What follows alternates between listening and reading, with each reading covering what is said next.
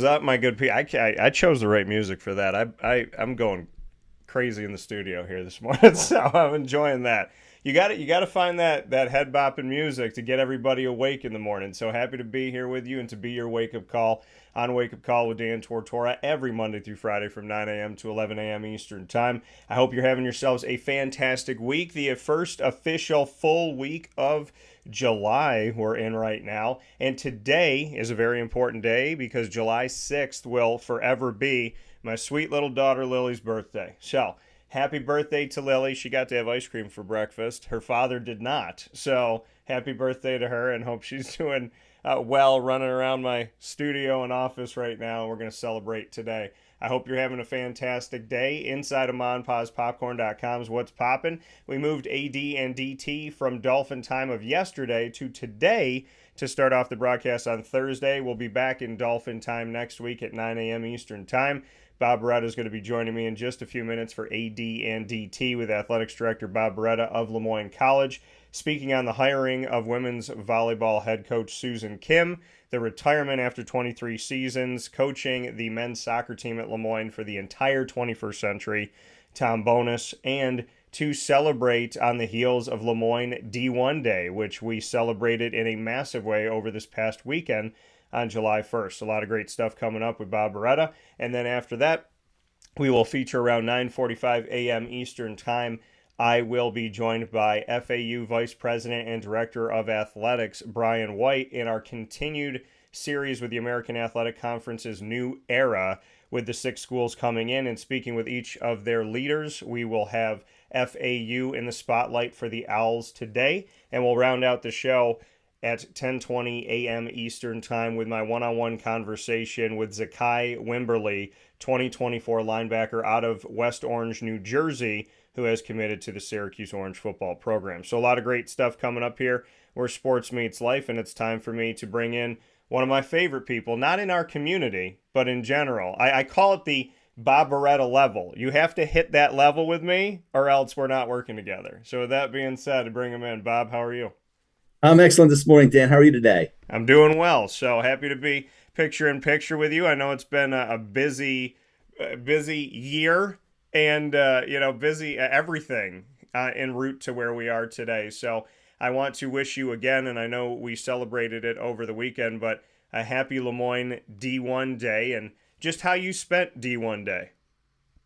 Hey, Dan, first of all, I Yeah. want to wish Lily a happy birthday. It's Thank most you. important that we take care of our family members. So ice cream in the morning for breakfast, thumbs up. The only thing that could have been better if she had a DT Dolphin, but I would imagine that's probably a little heavy for 8 o'clock in the morning. So Yeah. happy birthday, Lily. Thank you. She did It's a have great day. Carvel though. She did have Carvel. I will Of say course she that. did. Yeah, Yes, I would expect nothing less. Uh, absolutely. it was a great weekend. It was historical. Our first day at the Division One level on Saturday, July the 1st, and it was quiet here on the Heights. And then I actually headed downstate for a bit for the weekend. I still have a house downstate, so I had much yard work to do down there over the weekend in the heat. But it was an exciting day. Exchanged some texts with people here at LeMoyne. It was a milestone event, and the folks at the NEC were very welcoming. Some very embracing social media posts from the commissioner and Commissioner Morris and other folks at the NEC in general. So it was just nice, And also, I wanted to put out a note of thanks and gratitude to the NE10 and Commissioner Julie Rupert, because LeMoyne has had just an incredible run in the NE10 over the years. And as I mentioned in the press conference when we announced that we were going to join the NEC, we'll never forget our NE10 roots and our history and our tradition and all the achievements of our student athletes. That's who we are. That's part of our history and our lore forever and ever. Yeah. Banners will hang from our gym forever and ever. All those NCAA championships earned. We're about ready to put up 6 more of those. Very proud of that here this summer. So it was a monumental day in the annals of LeMoyne College and LeMoyne athletics. And, we're continuing to churn forward. That clock is ticking. August is right around the corner. Our student athletes and our students will be back soon. And we have much work to do, but we're getting there day by day. Yeah, and I mean, and you brought it up, obviously the history that you're always going to have with the Northeast 10, the NE10 and Division 2 and paying paying that back and with that gratitude and that thanks and everything, that to not forget your history. And I think that that's a beautiful thing, because it is a part of LeMoyne. And as you step forward, there's people that'll be born this year, from here on forward, thinking, okay, LeMoyne's D1 NEC, and to make sure that that history is taken care of and to be honored. How proud are you of the LeMoyne Dolphins in the classroom as well as on the courts and fields and tracks of life to do what you have done inside of the NE10?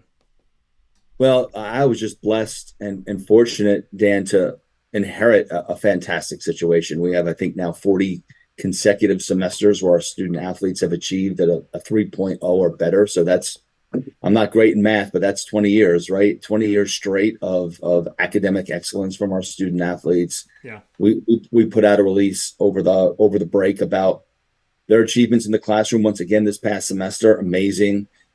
They're just, I think we have all 21 of our athletic teams have a cum GPA of over 3.0, which is fantastic.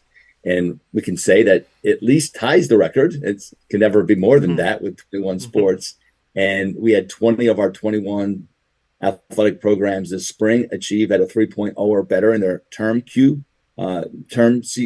I should say, for the spring semester. And the only miss was one team with a 2.97. And I think we had a couple of incompletes that will probably boost that back over 3.0 by the time all is said and done. So I'm tremendously proud of, and I brag on our student athletes all the time. And I was just really fortunate to step into a great situation where the athletic program and the student athletes achieved at very high levels academically, socially, and certainly athletically. So many championships, and then they're champions in lives. You go look to see where they have gone and what they've accomplished, and they truly are leaders in all sectors of society and major leaders in our own community to this day. So, yeah, very proud and blessed, and have tremendous amount of gratitude every day for being in this position and inheriting such an unbelievable athletic program and being a part of this incredible institution. Yeah, no, and it is amazing, the story of LeMoyne, and the more that I get to uncover, the more, the closer I get to it. It's just it's a special family. And there was a nice message from Dr. Linda Lemura, and I had the opportunity. I was out with my dad when she sent it, and I want to share it with you, Bob. I didn't tell you because I want to tell you live. So I got a message from the president, and we know that Linda has done so much. She's a very unique president in all the right reasons, and she sent me a message a few days ago. Thanks for launching us into D1 with a ton of hearts. Great job. And I told her, that she'll rise like a dolphin leaping out of water, and she sent me dolphins leaping out of water. And then she just had a lot of wonderful things to say. I said, I love my Finn family. She said, we love you back. We are a wonderful team. So proud. So, Linda, she's so tenacious, just vibrant. There's always energy. And, when I talk to her sometimes, and if she looks at you and says, it's been an exhausting day or an exhausting few months, I'm like, we don't know, Linda, because you don't show it. So there's something to be said about how hard she works, and that May and June in general for a president are extremely busy. And when you're making a move to Division I, obviously everything on top of that. How have you seen her leadership throughout this entire process? Because I know we've talked about, Linda in pretty much every conversation we've ever had, but I'd love to dig a little bit deeper in what it was like to really go through this process with her, and then be able to look at her on that decision day and say, hey, we're moving forward. And then on July 1st for it to truly come to fruition. Dan, she is just an amazing individual. She has this unique gift of really listening, and really discerning and reflecting and considering all angles, all aspects, and to really have that ability to synthesize everyone's feedback, and then come to a decision. And then she's relentless. She's fierce when she makes a decision. Not that she won't change her mind and consider angles, but she will fiercely support, defend, and move forward And if she believes it's in the best interest of the institution, she will not allow any obstacle to stand in her way of achieving what she feels is the finish line there. And I saw that throughout this Division I transition process. Our reclassification committee, we met and discussed, and there were days where I thought she was leaning hard to transition to Division III. There were days I thought that she was leaning hard to remain at Division II, and then there were days that I thought that she was leaning in the direction of reclassifying in Division One. I think that's just an unbelievable element for a leader to have, where she was listening and considering new information as it came up throughout the process. I mean, there was it was not a straight line to get from where we began in January of 2022 to where we ended in May of 2023. It certainly was not a straight line. There were a lot of detours. There were a lot of curves in the path. Just information that was coming in that we needed to consider. Yeah. Other schools, and to see that how she's able to adjust and consider and dissect and reflect and discern. It's a gift. And I think the folks here at LeMoyne are truly blessed to have myself included as Dr. Lemura as our leader, and someone who is, she has the courage of her conviction. When she makes a decision, she is convicted and she acts accordingly, and she will support those that can help achieve the ultimate goal in a way that is unmatched.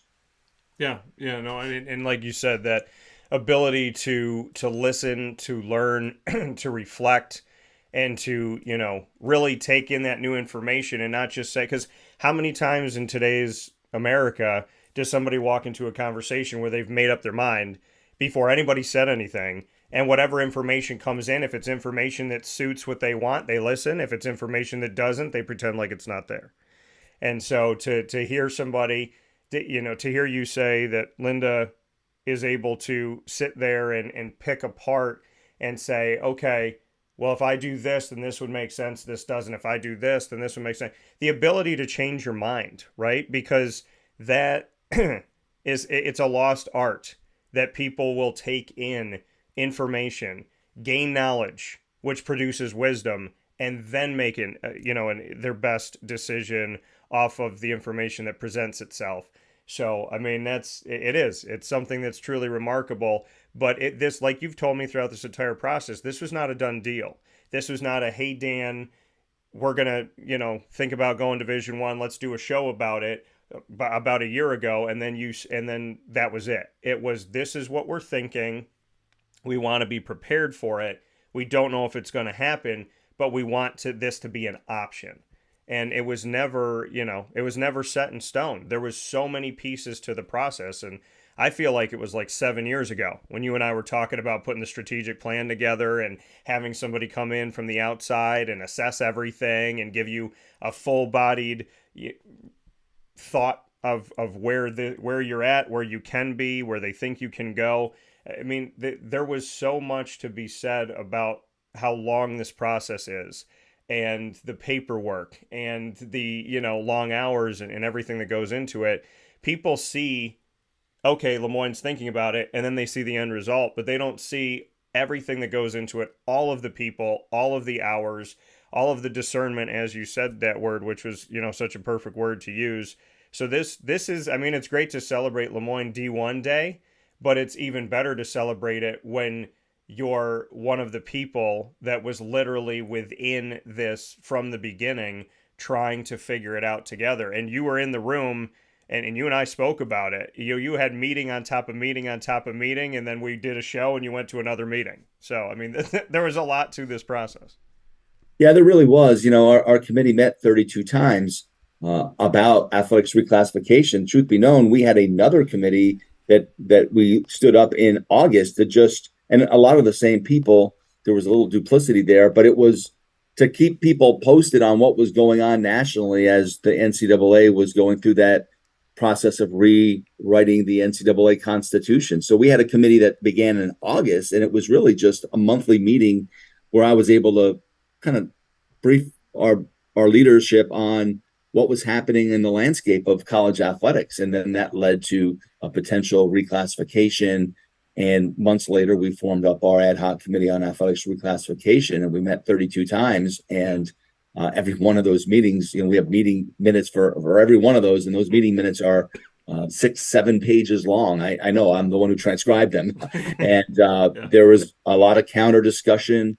We reviewed this from every examination. We had several faculty members on our ad hoc committee that have been part of discernments in the past, and several said this was by far the best, most robust discernment process they'd ever undertaken. And several said that they felt like this should be a case study down the road in years in Jesuit discernment. And in true to our Jesuit roots, discernment is very important, right? Where you think and reflect and you decide on it in a very deep way, in a meaningful way, and listen to all counter arguments and then really reflect on it. And so we did it time and time and time again over the course of almost a full year of meetings.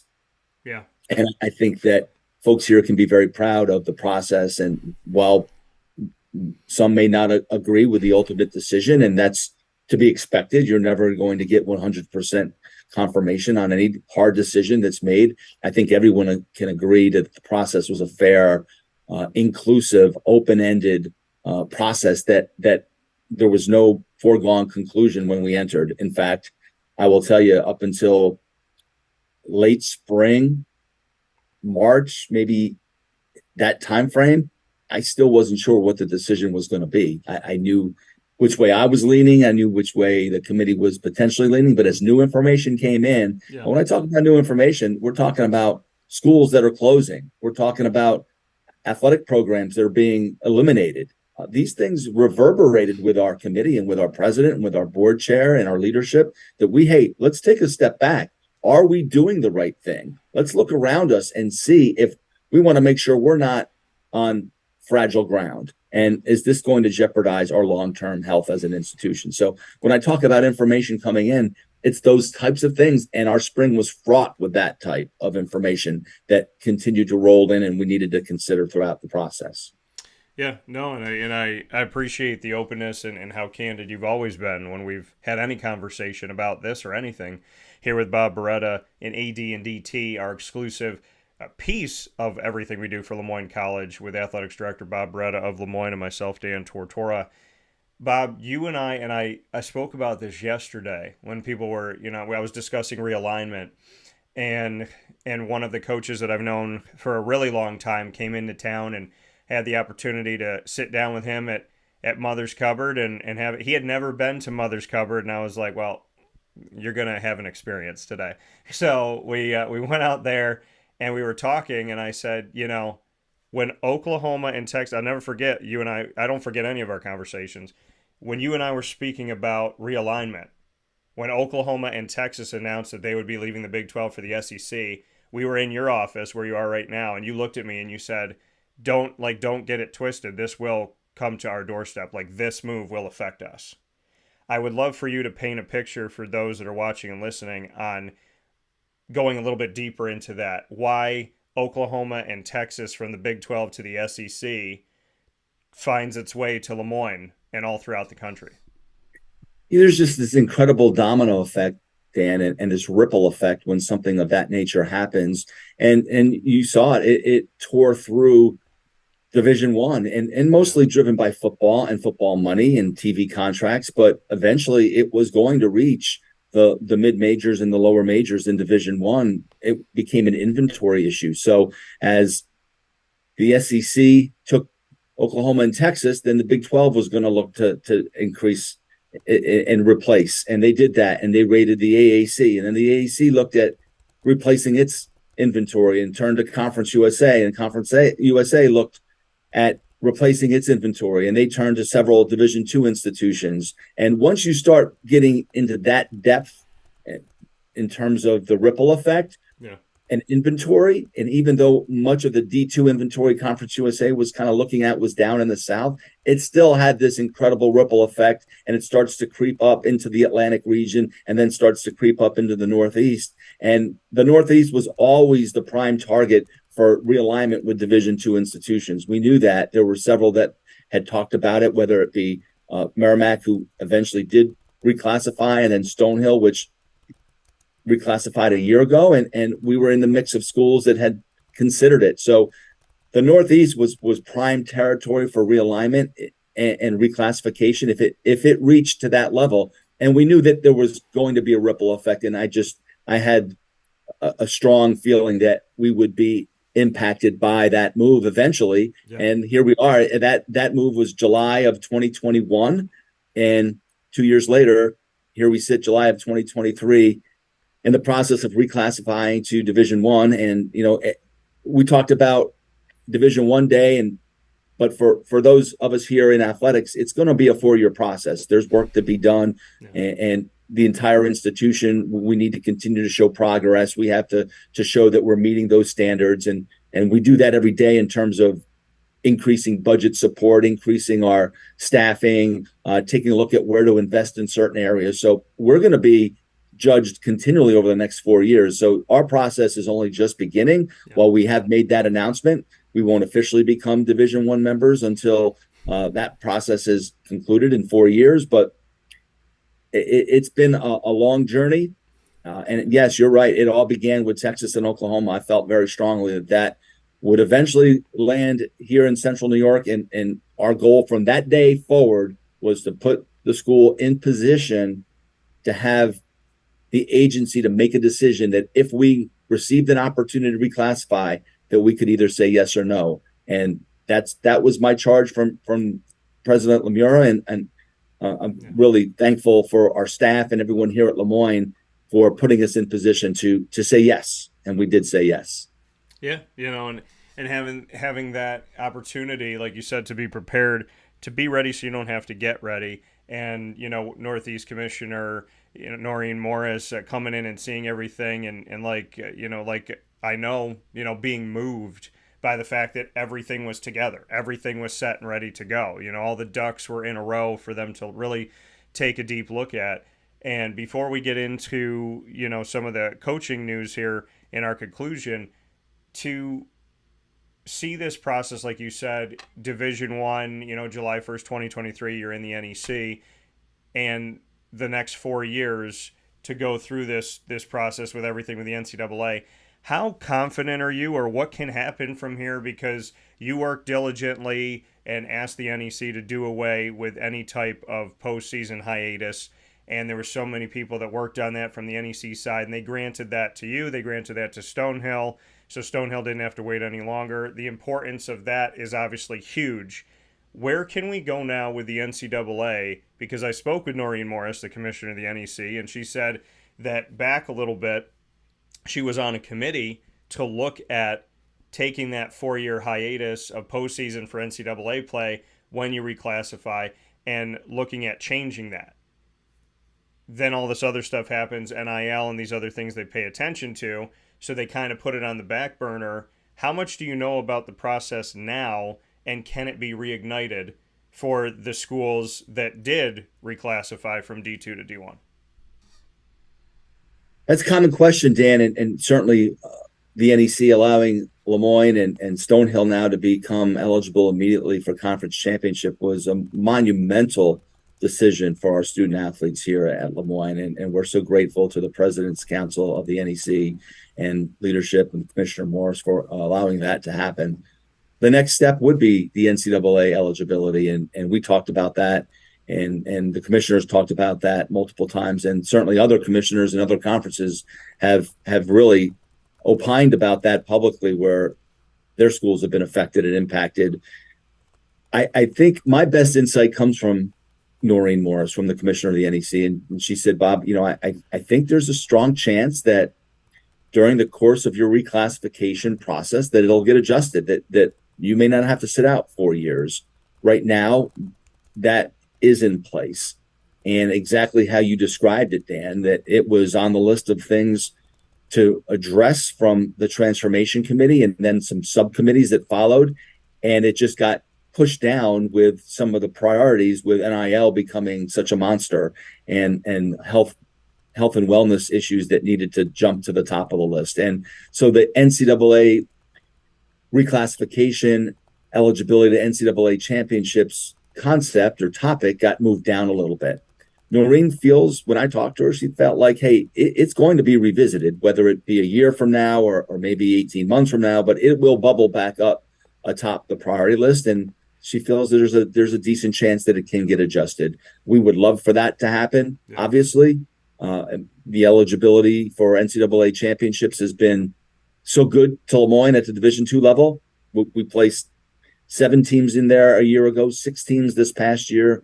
I think 6 the year before in just the spring season. So we have an amazing run of championship success here, and Division II is really centered on NCAA championship access. So we understand that the access piece is very different at the Division I level. Yeah. We would just like to have the opportunity to compete for an NCAA championship immediately. But having said that, if that doesn't turn out, we know the rules of engagement. We signed up for them. We agreed to them up front. So while we'd love to see those rules adjusted, we understand that those are the rules that we abide by and that we agreed to. So we will move forward and hope that it gets changed and do what we can for an adjustment for our student athletes, because we're always going to push for whatever is in the best interest of our college and our student athletes, but also be respectful of the NCAA, because these are the rules that we agreed to moving into this reclassification process.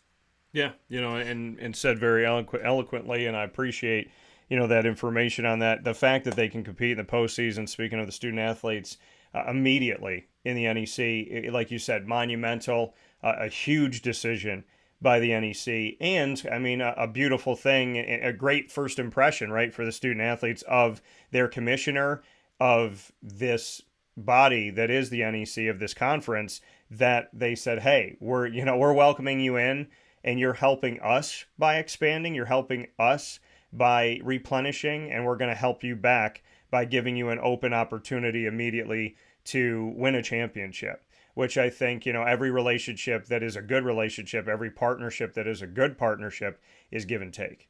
So speaking of that give and take here on AD and DT and our LeMoyne Spotlight on Wake Up Call with Dan Tortora as part of our exclusive multimedia marketing partnership, before I let you go, we have some good news and we have some bittersweet news. So I'll do the bittersweet one first. Tom Bonus, at 23 years as the head coach of the LeMoyne Dolphins men's soccer program, he has had tremendous success, a lot of firsts in the history of men's soccer at LeMoyne. The first time that they were the number 1 seed inside of the NE10 tournament.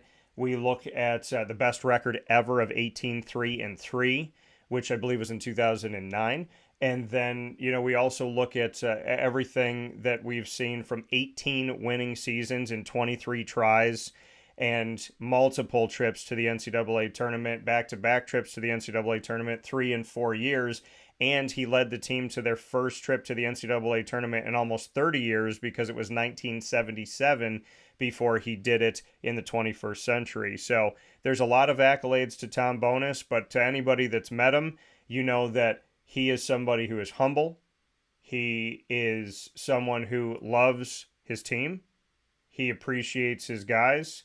He works really, really hard. He's an appreciative person overall, and I spoke with him yesterday off the air, and I'll respect that conversation. All I'll say of it was he was very kind, very grateful, very thankful, and just sweet and very, very just, I mean, I don't even know if there's a word for it. His response to people showing him love is a true mirror image of who I see him as. He's just really embodied a lot of great things about LeMoyne, where greatness meets goodness. And I will always be grateful. We talk about remembering your history as you step forward. I will always be grateful for what he's done for the Heights, for what he's done for the program, and just the way that he's always treated me and the person that he's been. He's just one of those coaches that appreciates the things that matter, and I'm always going to appreciate him for that. So I'd love for you to give some words on Tom Bonus. Yeah, I don't know that I can speak any more eloquently about Tom than you just did, Dan.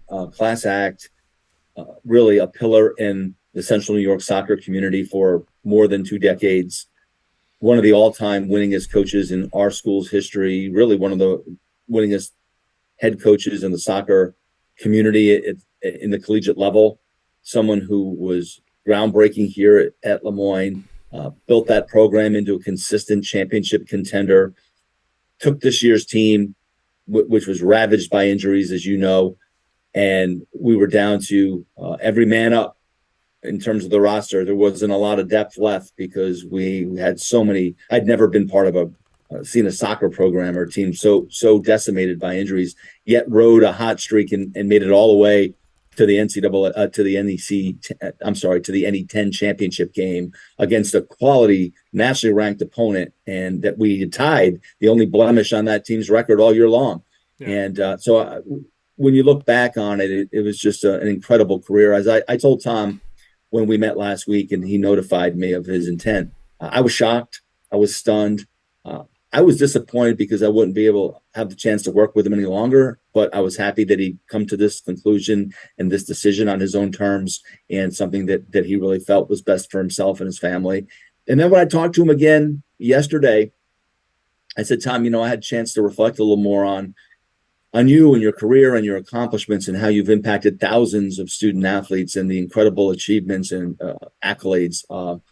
As I said, you've been just a testament to what is good about LeMoyne and who we are and developing great individuals and achieving at such a high level academically, athletically, and your young people go on to become great contributors to society. So he's going to go out on top.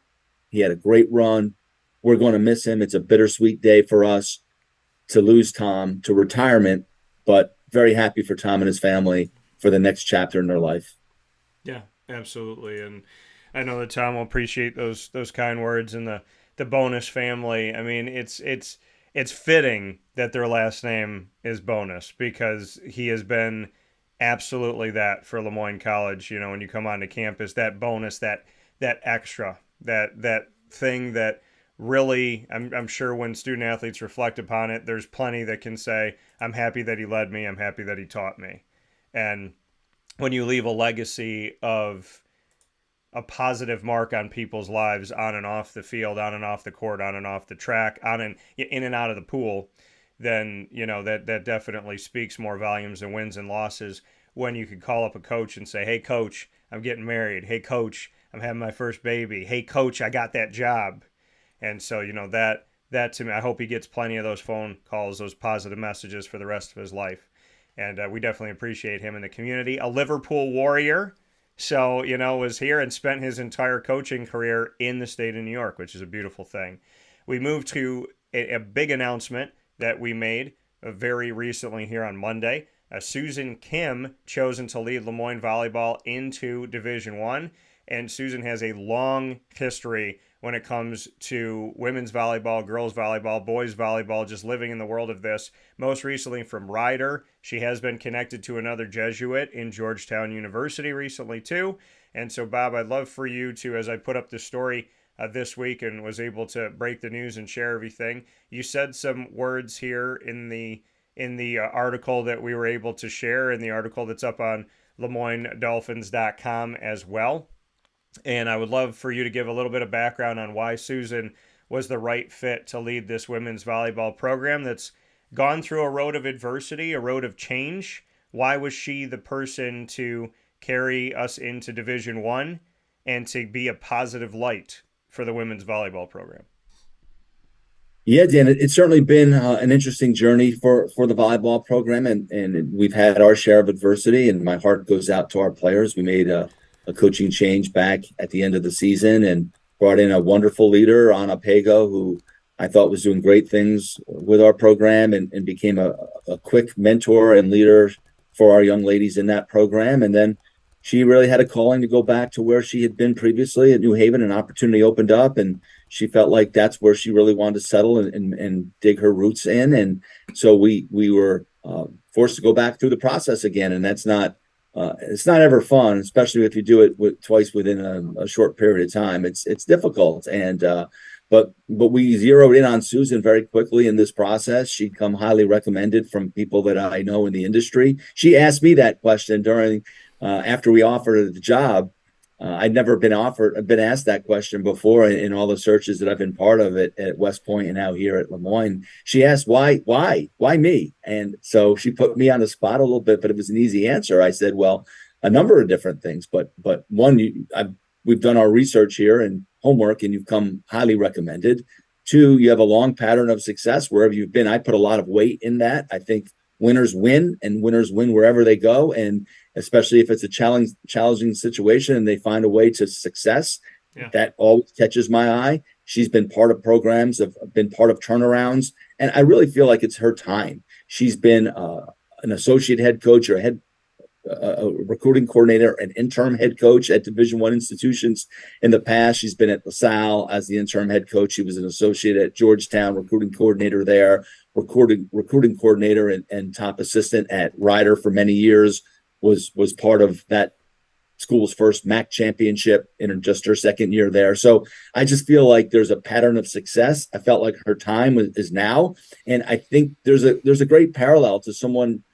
She's going to build this program in its first steps of Division I, and she's going to be able to build it in her mindset, in her blossoming as a Division I head coach, using all of her wisdom, her knowledge, her experiences, all those things to build the program from the ground. And I find that very exciting, and I think she finds it exciting as well, that she's going to be able to utilize a lot of the gifts and a lot of the talent she's gained over the years in her many stops and really pour that into this program and pour that into our young ladies. I'll tell you the type of work ethic that she has. Little inside baseball news. As a former PR guy, I don't like releasing news on Fridays or Mondays, particularly over long weekends. And we released Susan as the head coach on Monday, and it was done strategically. Our goal really was to release it yesterday, the day after, because it's just a better news day, and news gets lost over the holiday weekends. But Susan begged me to release it on Monday because she wanted to go out and recruit on Tuesday, the 4th of July, hop on a plane, go to Chicago, and spend Tuesday and Wednesday recruiting talent for our program. So I think that was the first piece of affirmation that I needed when I heard that. I smiled, I lit up, and I said, absolutely, we'll release it Monday. Get you on the road, head out to Chicago, and go bring us a new group of talented Dolphins down the road. So that's the type of work ethic she has. I think that she is someone who's going to be a great mentor to our young ladies. She's driven, but she understands work-life balance. Family is very important to Susan. She made that very clear throughout the process, which really resonated with our committee. And I just think she's a wonderful going to be a wonderful representative of LeMoyne College and a terrific leader for our young ladies in the volleyball program. Yeah, no, and I think that's wonderful, and I knew she was out recruiting. So, I mean, that's a really amazing thing too. Speaking with Craig Lane, I want to shout him out too and the entire team. And we were discussing, having her on the show and whatnot and what we're going to be doing. And he was like, well, she's recruiting this week. And I'm like, it's a holiday week. She just got hired and she's out. So, I mean, that's, like you said, that says a lot about what Susan's doing. I'm excited. I mean, writing this story and looking at her history, it just goes and goes. Like you said, Rider to Georgetown to LaSalle, and then her experience at multiple high schools and different things that she's done. And, she founded the Infinity Volleyball Academy back in 2008. And so, to see the work that she has put in throughout all of this time and just decades of experience, and having that connection to the high schools helps in your recruiting because you know what it's like to have those student athletes. And I'm a firm believer that if you've recruited and been around that high school or prep school level, you understand them. And if you've been at the collegiate level, you understand that, and you can mold the two. And obviously, if you're a person who is a good person out there that is seeking to build, you're building bridges, not burning them. So when you leave a high school, you leave a college, you leave a university, you leave a community, you've never really left them. So looking at her history, I'm already thinking she could probably recruit back to a bunch of these areas she was already in, which is going to help this volleyball team. I get a little bit of chills right now. So, I'm excited about this because volleyball has been in need of that leadership here. And like you said, Anapago coming in for a short period of time. So I'm really hoping that that Susan can ignite this women's volleyball team and get them excited, because I've had them on the show. I've had their student athletes, tremendous people off the, on the court and off the court, and stories that have moved me. So it's time to have that bump set spike that they need, and I hope that they get it here with Susan. Yeah, we have several young ladies in that program that are pursuing nursing careers and have in the past. And so that's the type of young people that we have in our program. They want to serve the community, and we want to serve them as well. And certainly, diversity is really important. Susan becomes our first individual of Asian descent to lead to serve as a head coach here at LeMoyne. And that's really important. And I think, we're very intentional about that. We've hired several international individuals as head coaches. Mary Grimes, the first African-American head coach in the history of LeMoyne College. That was our first hire when we got here in 2021. And subsequently now we've added to our diversity. I think it's really important that we are intentional about that. We want to find the best person, and hopefully our eyes are always open to trying to make sure that we look and feel and represent the world.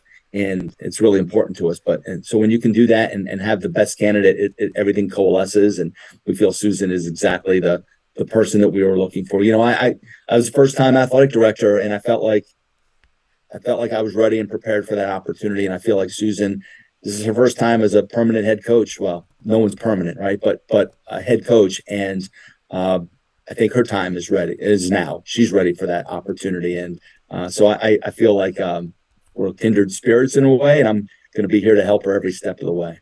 Yeah, no, and I'm very excited about this opportunity for Susan, and like you said, representing as the first person of Asian descent to be a head coach at LeMoyne College and to lead them. I mean, if I'm Susan, and I look forward to speaking with her about this, but if I'm Susan, I'm thinking to myself, I get to come to LeMoyne and not only lead a program, but I get to lead a program in history. The first page of Division I, I'm going to be on that page. So I think it's a wonderful thing. I think it's wonderful as a thought for other opportunities like men's soccer that come up, of who's going to turn that page with us. And I think it's a beautiful thing. So Bob, as always, thank you for your time. Thank you for being so open about so many different processes on the Heights at LeMoyne, and just being excited about this. This has been a lot of work. I think that you and Linda and Pete Delora and Joe Grasso and the board of trustees and the coaches and so many people on campus at LeMoyne could be put in that one of the cryogenic chambers, right? When you go to space and they let you sleep for months, but it feels like minutes. I feel like you've all earned your right in the cryogenic chamber, but you always come with a smile on your face, no matter how much work's been done. And you always invigorate me and get me excited about what's to come, and being able to do that video with you for LeMoyne D1 Day and have construction right behind us. And then after that, I went down to the field, to Ted Grant Field, and I walked the field because I shot a video there when I made the announcement of coming in as the exclusive multimedia marketing partner. And something inside of me was like, I'm not ready to leave. And so I went down to the field and I walked around, and the wake up call sign is sitting there. And 3 years ago, it was an idea. And so there's a lot of beautiful things that happen, and a lot of reflection that comes when you bring yourself back to moments of saying, this is what I'm going to do. And then you step into year 3 for us, and, you see so many changes and so many beautiful things. And it was a time to humble myself. It was a time to be grateful to God. Which is always, and it was a time to be reflective. So I know I always tell you this, but thank you for believing in me. Thank you for believing in this community. Thank you for coming here and giving Syracuse and Central and Upstate New York a chance. And like you said it, we've been with each other through the process of everything D2 to D1, and we're going to be with each other with everything that is to come. And that's, it's an honor for me, and I carry that every single day. It's a beautiful thing when you go out in the community, and the first or second thing I get when somebody talks to me, whether I know them or not, they're like, hey, how you doing, Dan? God, you're busy. How's LeMoyne? Congrats on LeMoyne. What's going on with LeMoyne? Is LeMoyne going to do it? I mean, I get the congrats on LeMoyne all the time. And, being a part of the Finn family is such a great, great honor in my life. So I want to say thank you, because I'm extremely grateful today. and every day and walking onto that field, I went back to the moment I did it a couple of years ago, and I just stood there like, wow. I mean, these people are really incredible, and this place has impressed me. So thank you for that. Well, thank you, Dan. You provide a great platform. You tell so many stories, and without you, we wouldn't be anywhere near having the opportunity to amplify the stories of our young people. You're passionate about who we are, our mission, what we stand for, and we could not choose a better partner to do that and help accompany us on this journey. And it's going to be an incredible journey. It already has been. We're 2+ years into it, and we have many years ahead of us, and it's exciting. And again, I couldn't pick a better friend and a better partner to walk through this adventure with. You allow us also to provide the community a little peek behind the curtain. And I say this all the time. I feel like LeMoyne is Syracuse's hometown school. I like it in the Cheers, the old sitcom, and everyone knew everyone's name. And LeMoyne is kind of the Cheers of Syracuse in terms of colleges. I feel like LeMoyne is Syracuse's hometown school. So if we can be as transparent as we possibly can and provide our community a little peek behind the curtain from time to time and how we come to decisions and how we arrive at certain milestone points, I'm happy to do that. And I'm as grateful to be part of this community as you are to be part of LeMoyne's community. So thank you, and look forward to our next conversation. I'm sure we'll have other things to talk about. We'll have an announcement here shortly on our leadership of the men's soccer program, probably here next week. We'll talk about that, and lots of things, lots of moving parts. We'll have some coaching staffs that we'll be naming because we've had lots of transition there as well. So lots of work to do over the next several weeks, but I'm so invigorated and thankful to be part of this, and the person to have the opportunity to sit in this chair and speak to you about all the great things that are happening in our athletic department. Yeah, I can honestly tell you, Bob, that it would only be a joke if I came into your office and said, well, what are we talking about today? So there's always been something to speak on at LeMoyne. So thank you for that. And go get to those emails. I know you got a bunch of things coming up. If you get a couple minutes in the cryogenic chamber, make sure you spend some today. And thank you for your kind words. Thank you for everything. You, Linda, Pete, everybody. The student athletes have moved me. The coaches have moved me. I mean, there's so many wonderful things. And it is where people know your name. I mean, you walk onto LeMoyne's campus, people say hello. And that's... It's a lost art sometimes to walk down a sidewalk and somebody to not know you and just be like, hi, and smile and, continue on with their day. But a smile goes a long way, and so does a hello. So thank you for all the work that you're doing. Thank you for your kind words, and congratulations once again. A lot of work to be done, but it would be wrong of us to not appreciate all the work that has been accomplished and all the people that have been a part of it. So thank you for what you've done. And, I appreciate your friendship, like you said, more than many things in my life. So I'll talk with you soon, and thanks for spending some time with us today. Dan, thank you. Fins up. Fins up. That's right. Right over the shoulder. So fins up. Take care, Bob. Bye now. See you. That coming from Bob Beretta here on Wake Up Call with Dan Tortora, where sports truly meets that thing called life. We appreciate Bob. We appreciate everybody at LeMoyne for all the work that they're doing. And there's so many beautiful things to be excited about and proud about. And it's just a wonderful, wonderful place, wonderful institution. And like with anything in life, it's the people. It's the people. That's what it comes down to, is the people. When you have the right people, and you have good people, and you have caring people, and people that are willing to not only do the best they can, and in the case of, teams, obviously they want to win, but when you have people do things the right way, when you have people that don't cut corners, and that genuinely care about the community, that is where you find something special. Caring is something that people just do, right?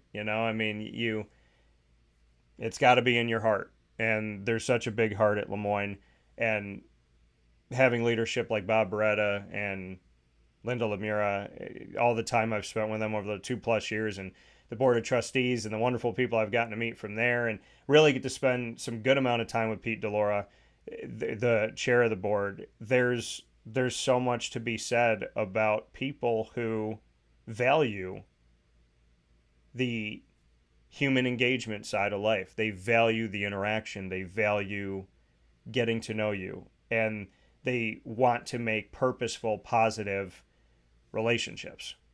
And that goes a long way. With that being said, we have another purposeful, positive relationship coming up, and that is with FAU's VP and Director of Athletics, Brian White, in my American Athletic Conference continuation of our New Era series of the conference, adding 6 schools to become their largest membership-wise ever. That's coming up right after this. Where Sports Meets Life on Wake Up Call with Dan Tortora.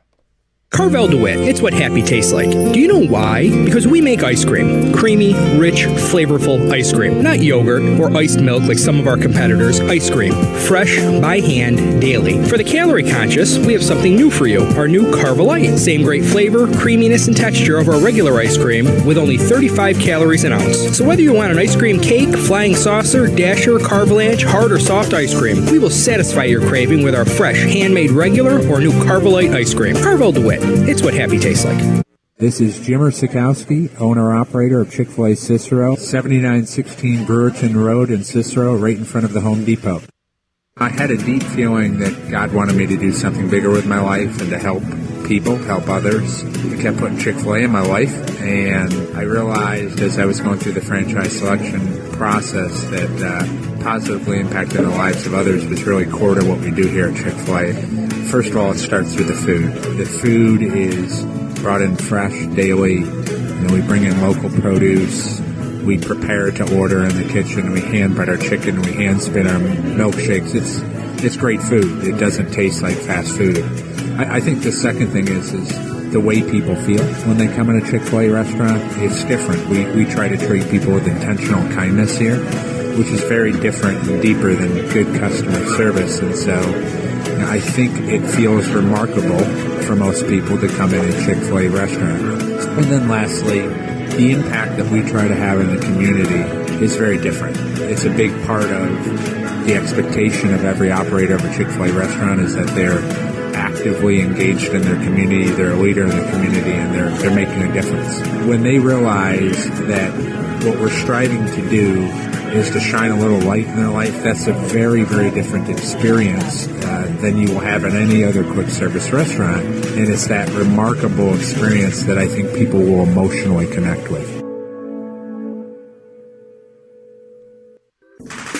The Wildcat Sports Pub in Camillus, New York is located on 3680 Milton Avenue in the Home Depot Plaza. It is your family-friendly sports bar and restaurant. Folks, some sports bars aren't family-friendly. Some family-friendly restaurants are not sports bars. The Wildcat Sports Pub in Camillus, New York is proud to be both. It is that marriage that you've been looking for years. The Wildcat Sports Pub is your home base for your sports bar and restaurant needs, games for the kids, indoor and outdoor activities, and enough things on the menu to come back every single week and get to try something new. They're open Sundays from noon to 8 p.m., Monday through Wednesday, 11 a.m. to 11 p.m., and Thursday through Saturday from 11 a.m. to midnight. For reservations and party information, call 315-487-2222 for the Wildcat family-friendly sports pub and restaurant.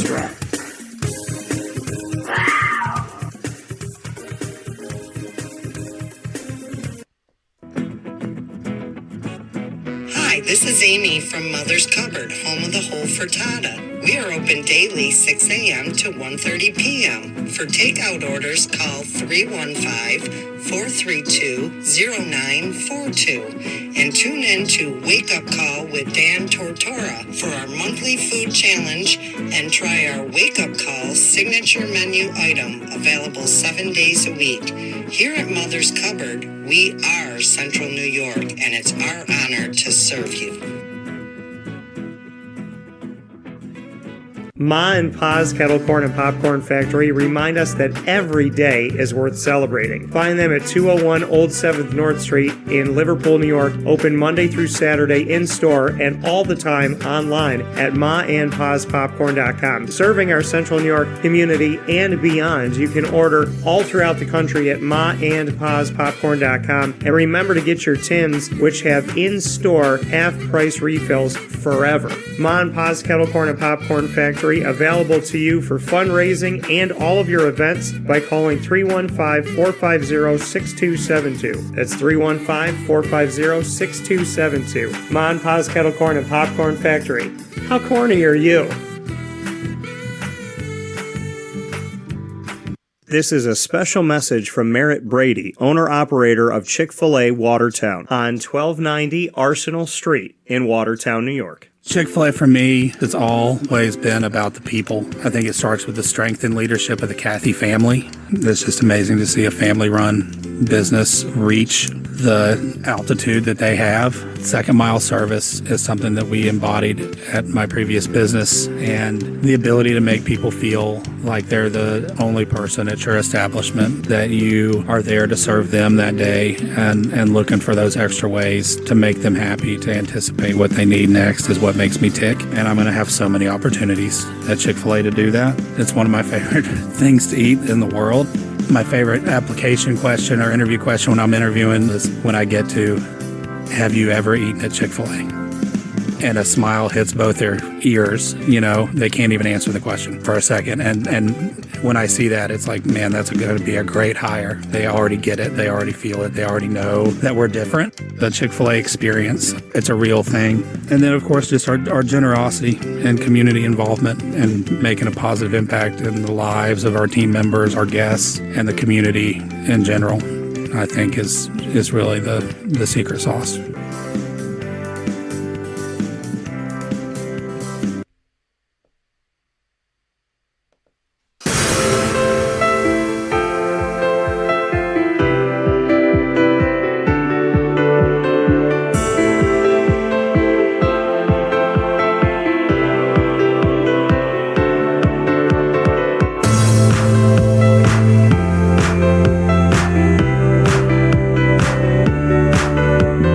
Welcome here to a very special wake-up call with Dan Tortora, spotlighting the move for FAU to the AAC.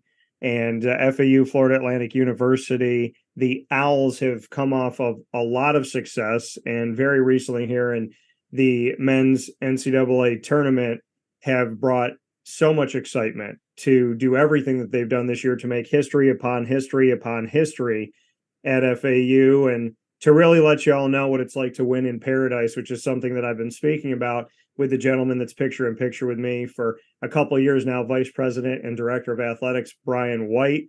It seems insane that 2 years ago we started to have our conversations, but you know, I mean, welcome to the show first and foremost, Brian, but does it feel like it's been 2 years since the announcement on my birthday that you were joining the American Athletic?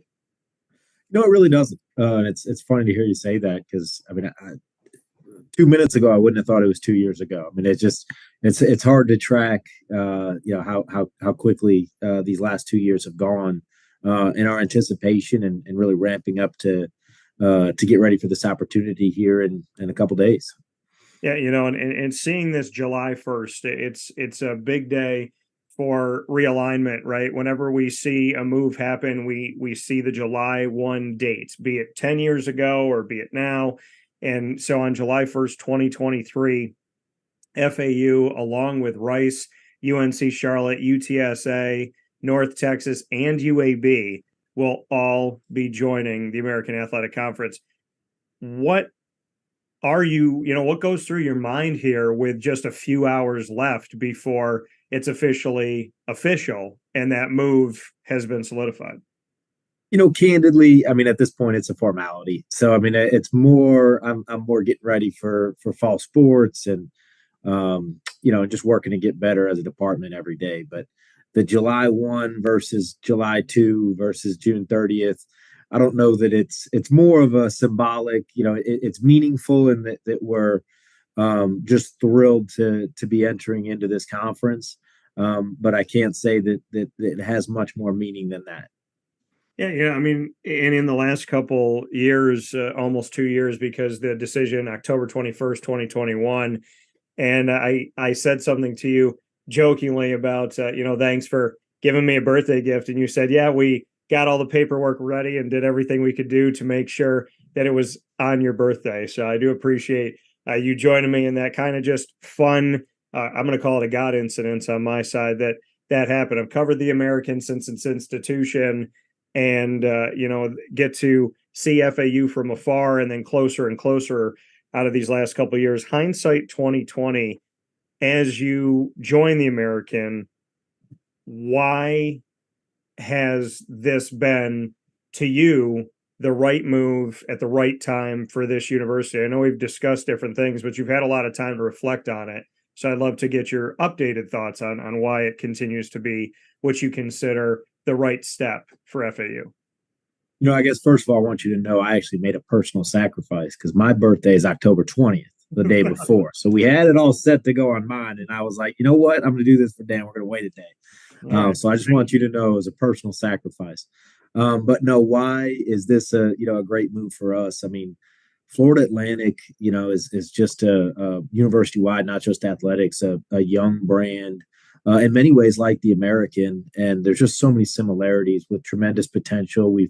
I always feel like we've punched above our weight, and we have the ability to be really, really competitive nationally, and we've shown that with our recent men's basketball run, and I'm very confident you'll see that in many more sports into the future at Florida Atlantic. And I think the American is a perfect home for us with like-minded institutions, highly ambitious, great academic institutions, and places where I think have much brighter days in their future than maybe in their past, because we're just a young institution.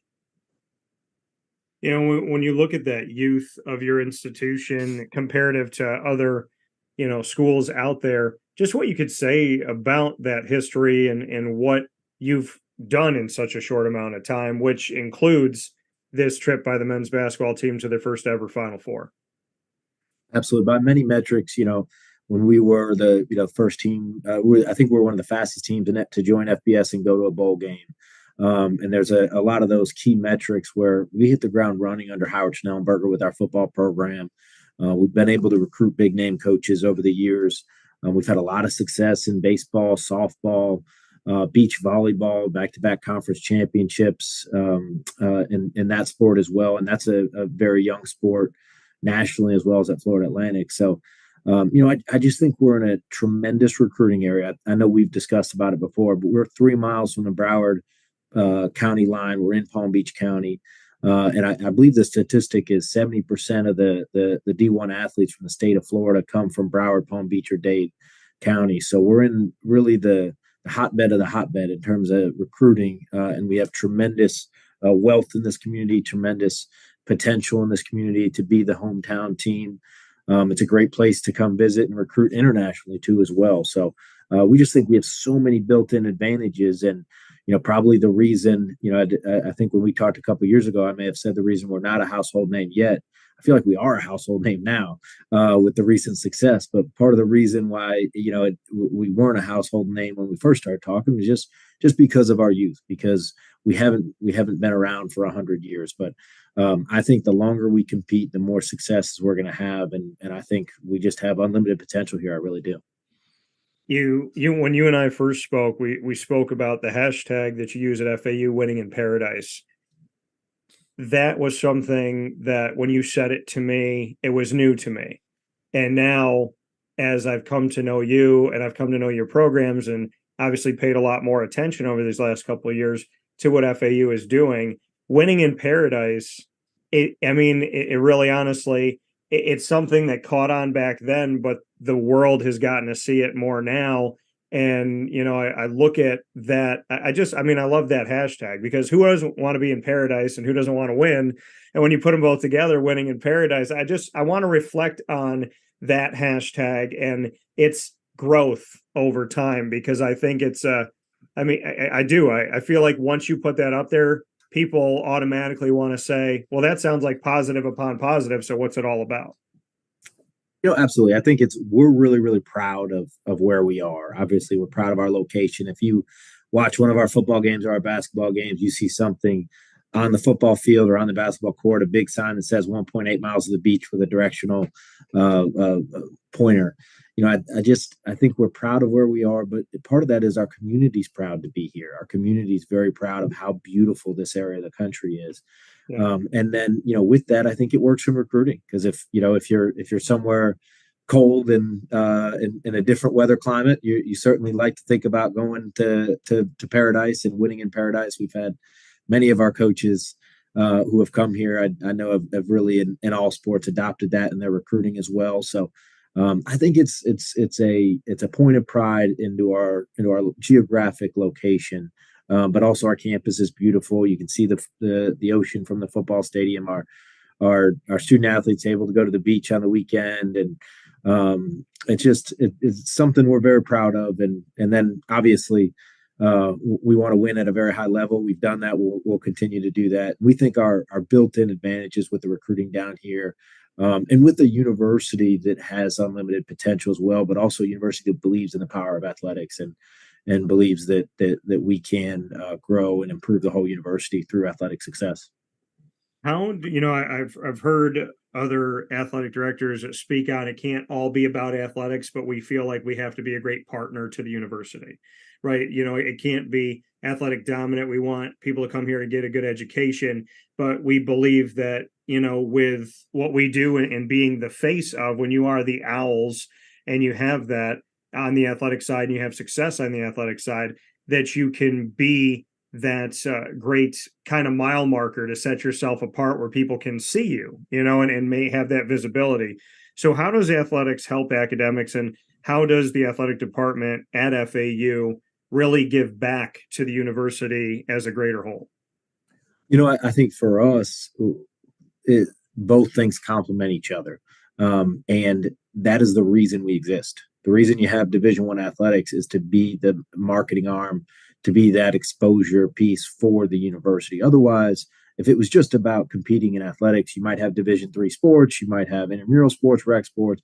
But the reason to, I think, invest in Division I sports and hopefully have games on national television is to provide that exposure for the university. So we use a company that estimates the equivalent ad exposure for the media that our teams create amongst their success. And just one small example is during our Final Four run, the number from March to April 4th, just during the tournament throughout the Final Four, was 1.9 billion in equivalent ad exposure we would have to spend if we wanted that much national exposure provided to the university. So that number's been significant every year, and that's part of Division I sports. That's the goal, is to provide positive exposure through positive athletic success.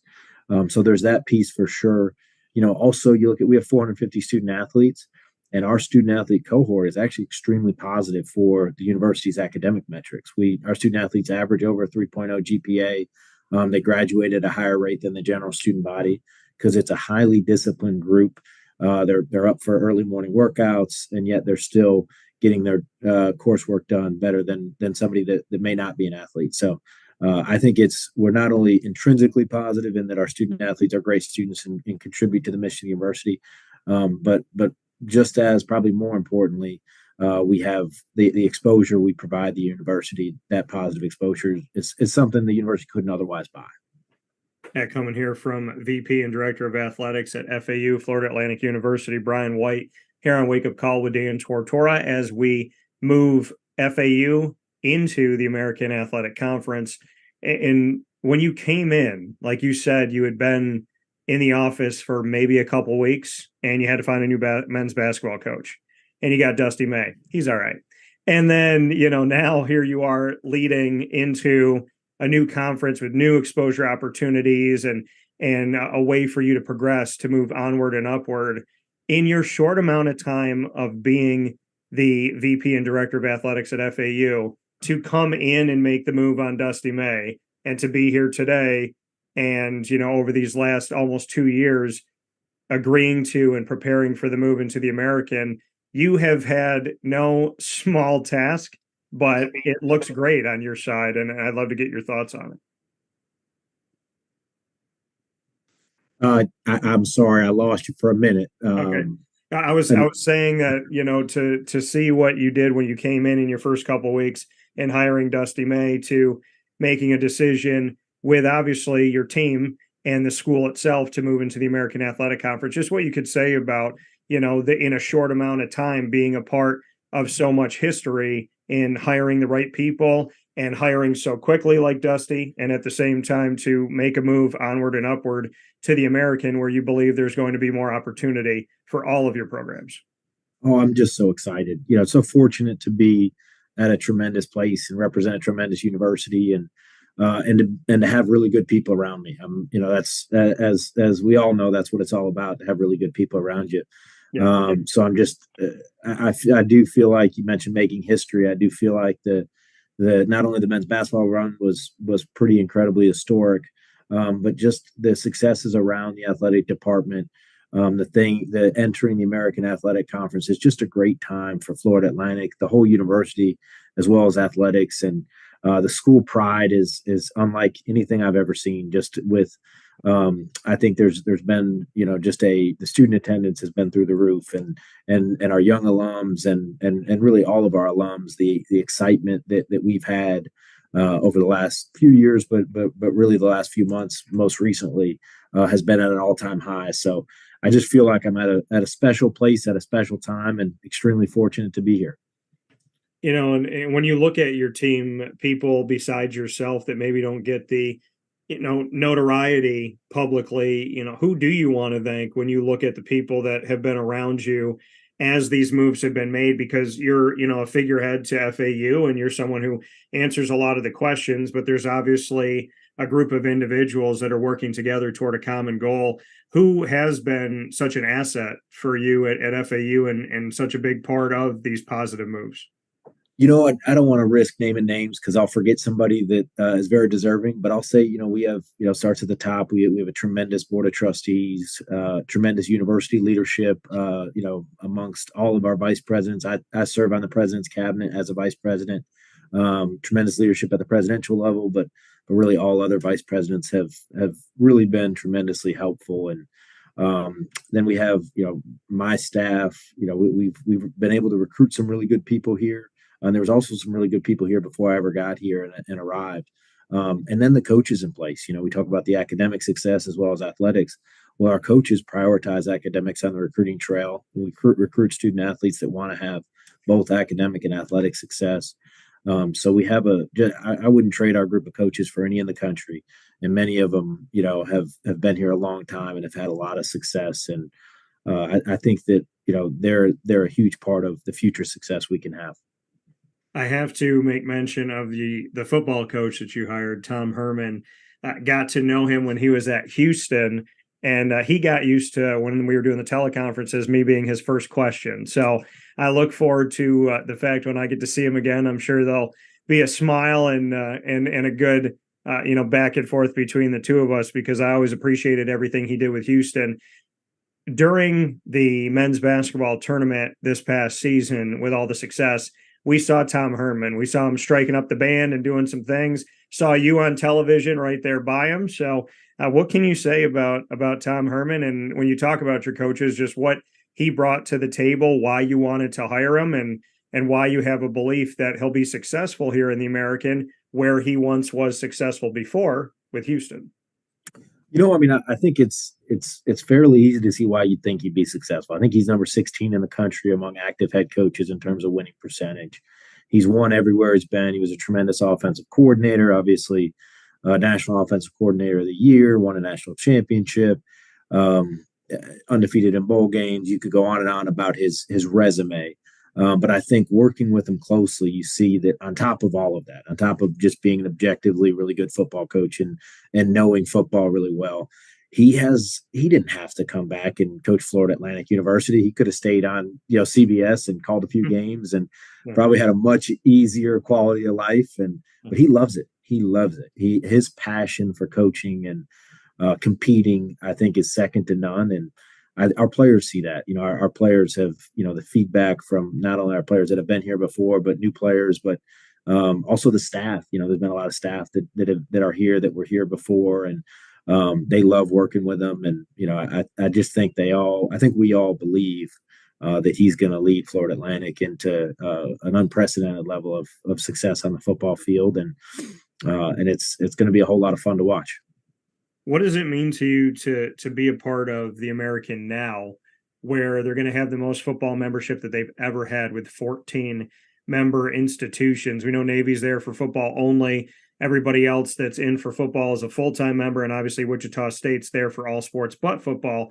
So when we look at 14 in total, and we see the southern middle part of the country, the southeast part of the country, and then in that middle region as we come up the coast, and obviously Navy and Temple in the more northeastern part, just what you could say about being a part of the conference at this time with the most membership that they've ever had and the quality of membership that they have. For us, I think that the timing couldn't be better for Florida Atlantic University and the American. I think that it's, like I mentioned earlier, it's a whole bunch of schools with incredible potential. And I think schools in great metro areas like we're in, that I think will continue to build on the success the American has had. So we're just thrilled to be a part of it. The final point, FAU, USF, you have this opportunity for that Floridian rivalry. UCF is leaving, so there's two schools in Florida now. Just what it means to represent the state of Florida and to have that rivalry you're going to have every single year with USF, and football creating a schedule to make that possible. It's huge for us. Congrats, first of all, to USF on their membership as an AAU institution. Just a great university with some really good history of success, and we're very excited to compete with them in all sports. I have a lot of respect for Michael Kelly and the job he does up there, and I think it's for us, we're thrilled to be competing with them annually in all sports. I know our fans are excited too. I think their fans will be too, to be able to travel the games back and forth. And so I think that's a huge positive for us. From Boca to Tampa, big things coming up and a lot of great stuff overall. Last note, what do you want people to know about this move to the American? What do you want your FAU supporters to know about this moment? I think for us, everybody's very excited to become a member of the American Athletic Conference. But most importantly, we all know, and I think our fans already know this, but to reemphasize that we're entering the conference not looking to compete. We're entering to win championships, and really in year one. So we want to be, not just a member. We want to compete for championships early on. That coming from Brian White of FAU. Brian, as always, I appreciate it. And officially, I can say it now. Welcome to the American. Awesome. Thanks, Dan. Take care.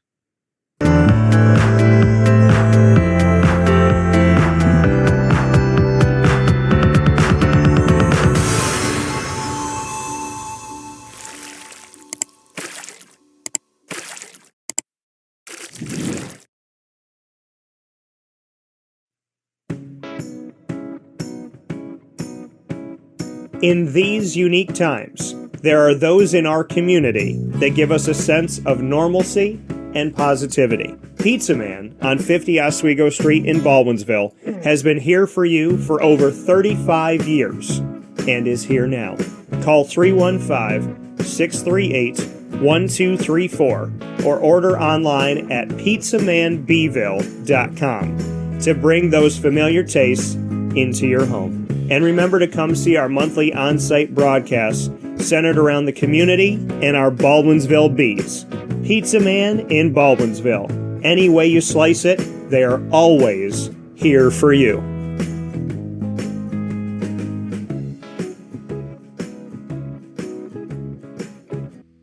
I'm George Townsend of Honda City with some good advice when buying a new car. The true cost of owning a new car is determined by the appraised value when you trade it. No vehicle appraises higher than a Honda. Next, look for low APRs and deep discounts. You also want low maintenance costs and great fuel economy. That's why my advice to you is to buy a new Honda. Looking pre-owned, visit our Honda Certified Used Car Center. Honda City, 7140 Henry Clay Boulevard, Liverpool, or HondaCity-CNY.com. It would be a pity if you don't shop at Honda City.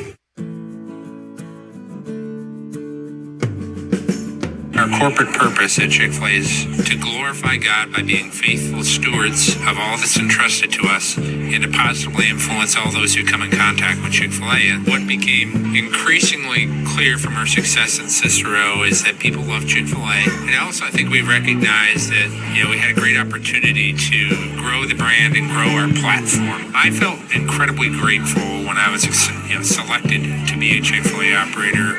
I think what it's meant for me, what I've come to realize on a very deep level is that this is a calling for me. It's not a career. It's not a job. The Lord called me to be a Chick-fil-A operator and to use these restaurants to glorify Him and to positively influence other people. I'm blessed. I'm very blessed. Head to Chick-fil-A Clay on 3974 State Route 31 in Liverpool, New York. Welcome back here to Wake Up Call with Dan Tortora. Proud to be here with you every Monday through Friday from 9 a.m. to 11 a.m.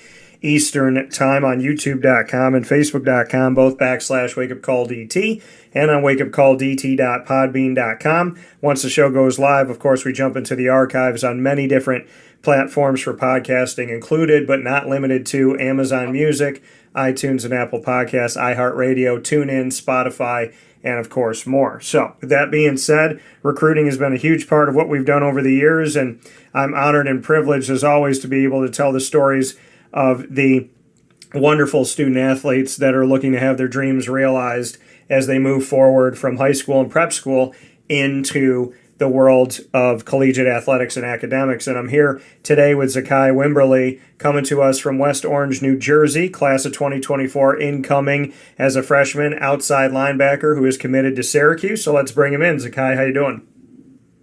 How you doing? I'm good. And you? I'm doing very well. And Zekai, I got to ask you first and foremost about New Jersey. A lot of people have opinions on New Jersey, as you know. How would you describe New Jersey? I feel like we don't get noticed that much. I mean, now we are, but like before, people kind of said like instead of receivers and all that stuff, other positions, prima donnas. I don't really think that's true because I feel like we have. I'm seeing in my class and the class ahead of me, we had like a whole bunch of dogs. So I feel like New Jersey is coming in strong right now. You said New Jersey hasn't gotten the respect that they deserve, more often than not, and I agree with you on that. Why do you think, I know you just said that you feel like there's maybe some more respect that's been coming lately. Why do you think that is?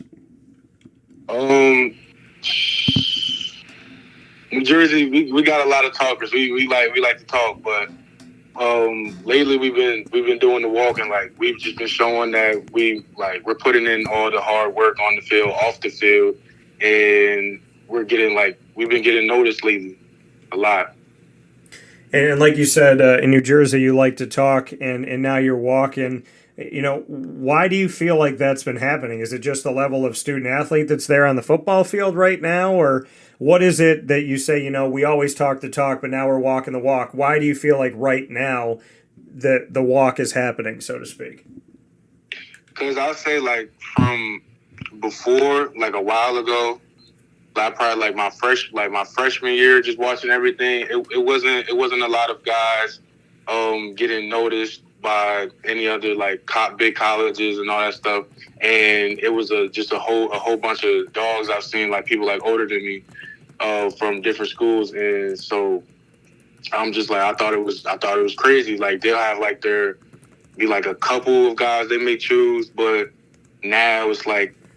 I feel like Jersey is just putting it on for we all putting it on for the state, and we're really making a show. So, and I feel like Jersey football is having a bigger name now than before, for sure.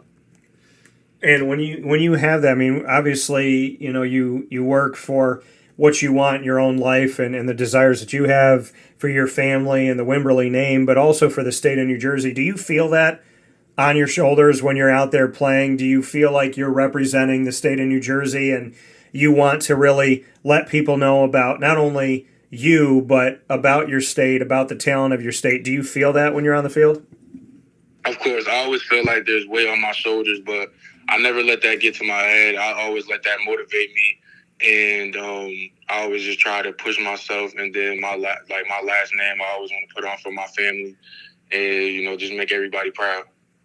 Yeah, coming here from Zekai Wimberly of the incoming class 2024 for the Syracuse Orange football program.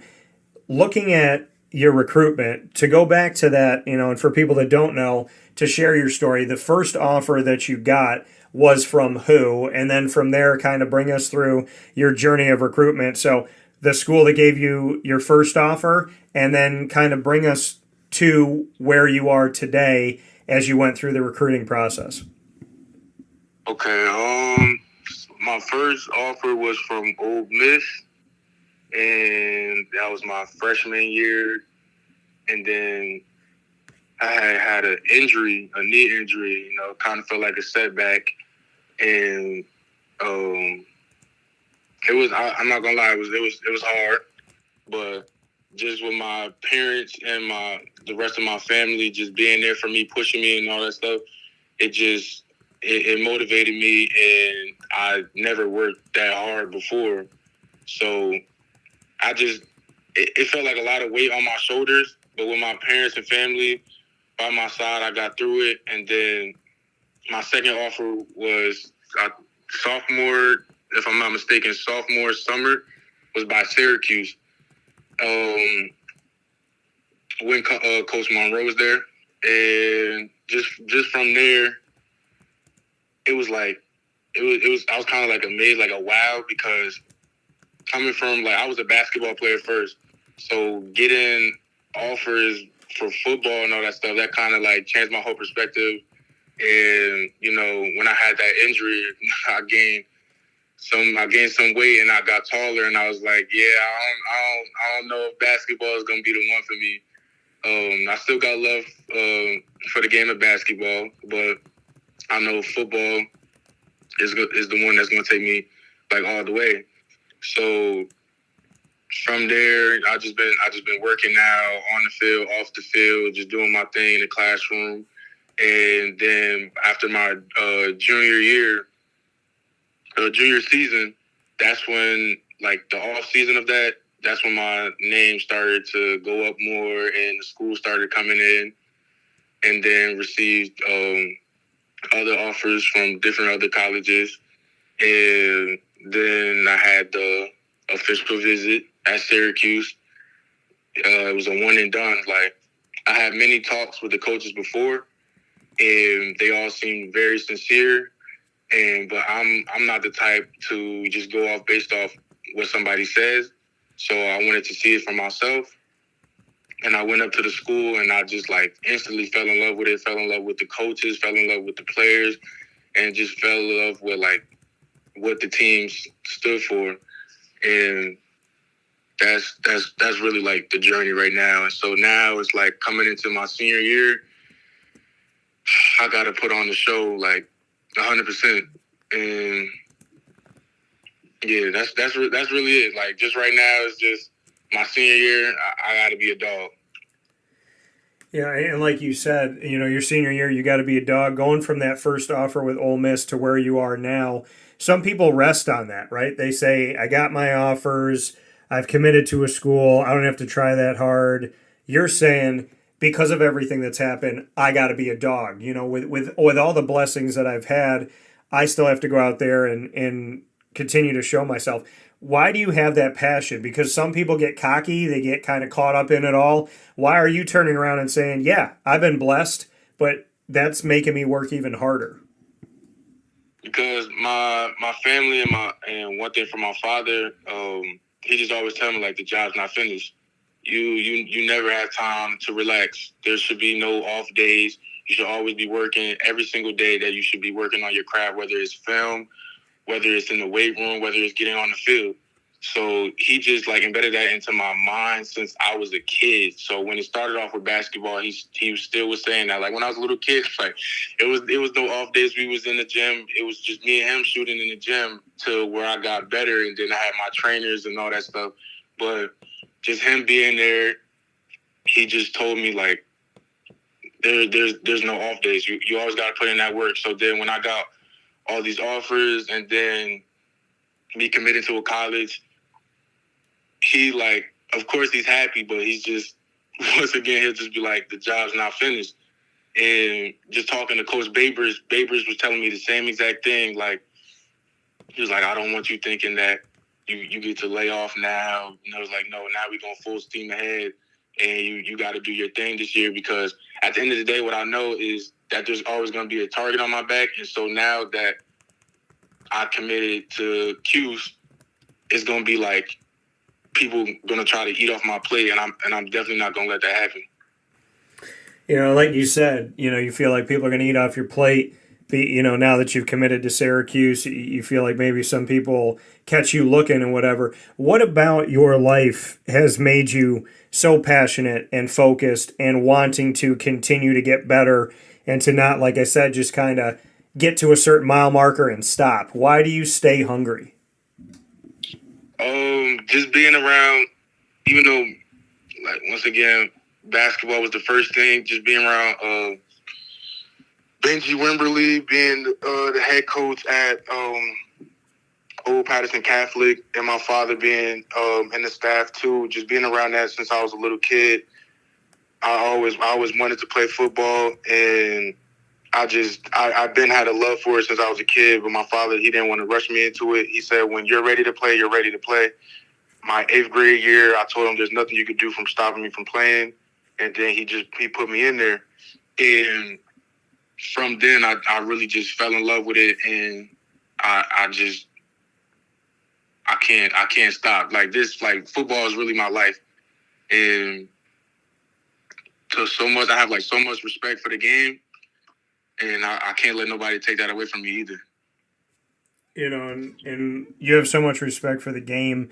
You know, what is it about football that made you fall in love with it? When you look back on it, and, you know, Zekai, and maybe your first moment, if you remember your first moment on the field, you know, bring me back to the beginning. Why did you get on the field? Why do you still love it? You know, that this is a sport that, you know, it's barbaric. It hurts. You know, you're constantly getting hit, especially as a linebacker. You're getting hit. You're laying hits. You know, you got bumps. You got bruises.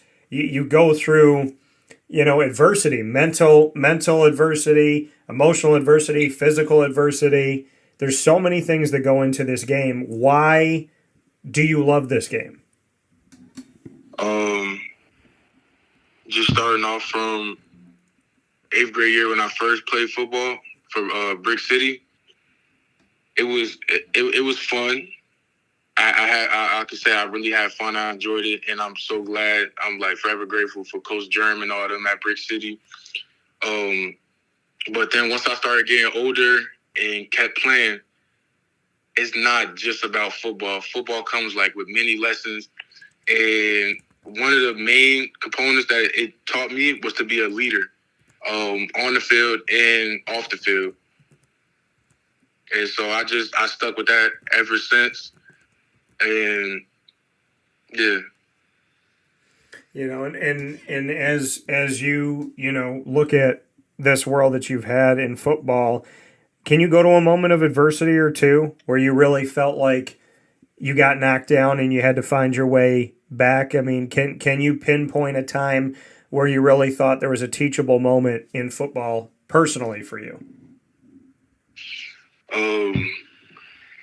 I got a good one.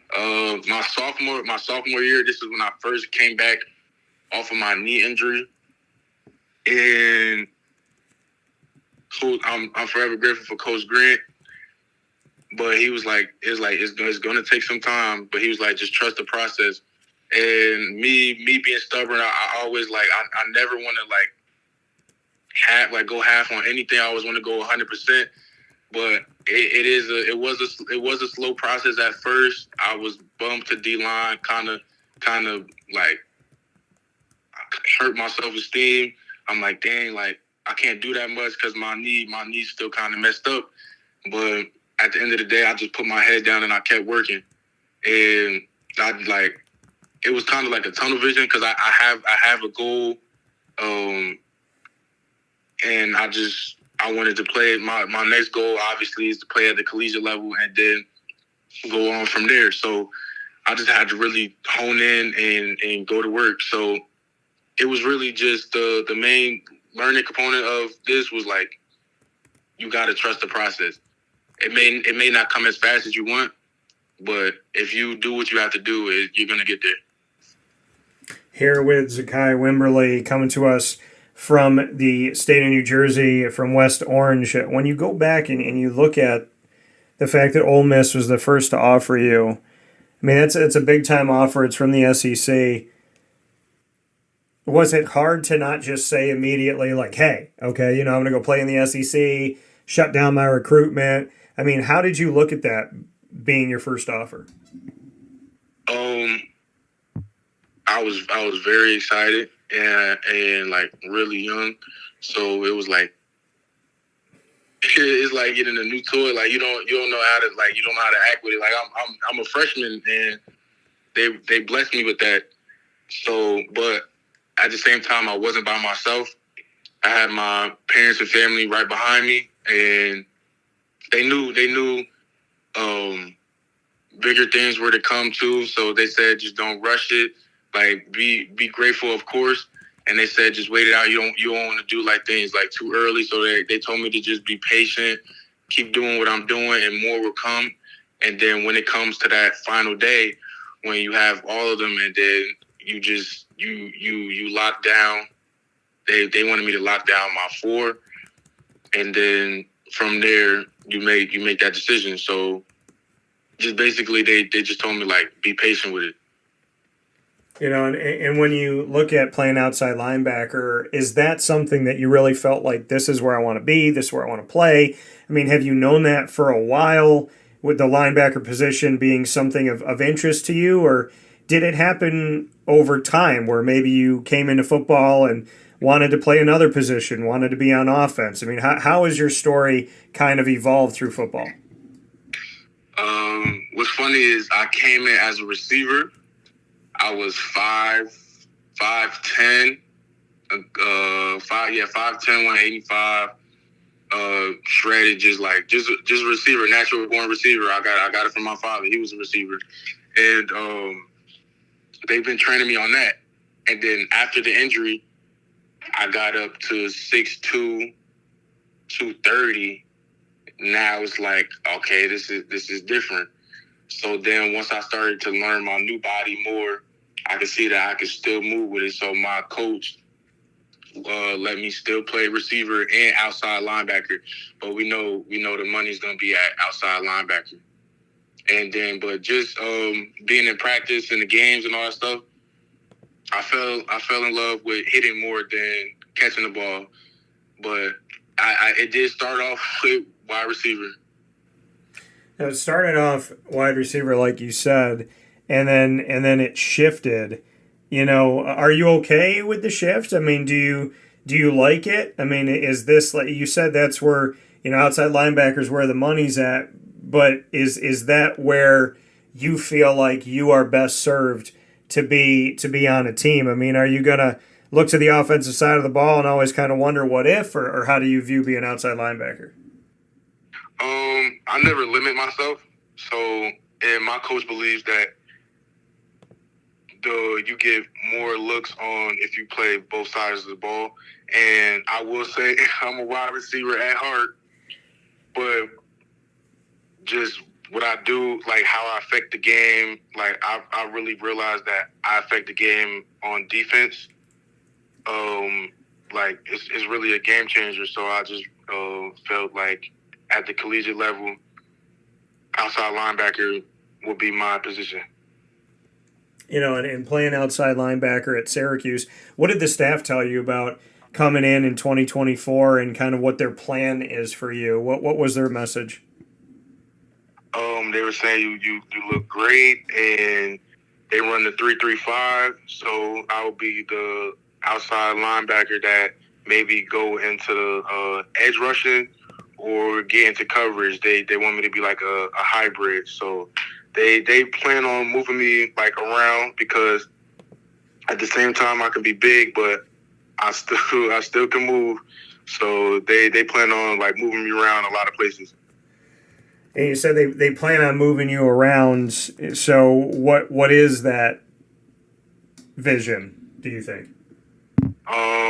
just basically dropping into coverage, covering that slot, or edge rushing and stopping the run, or just getting straight to that quarterback.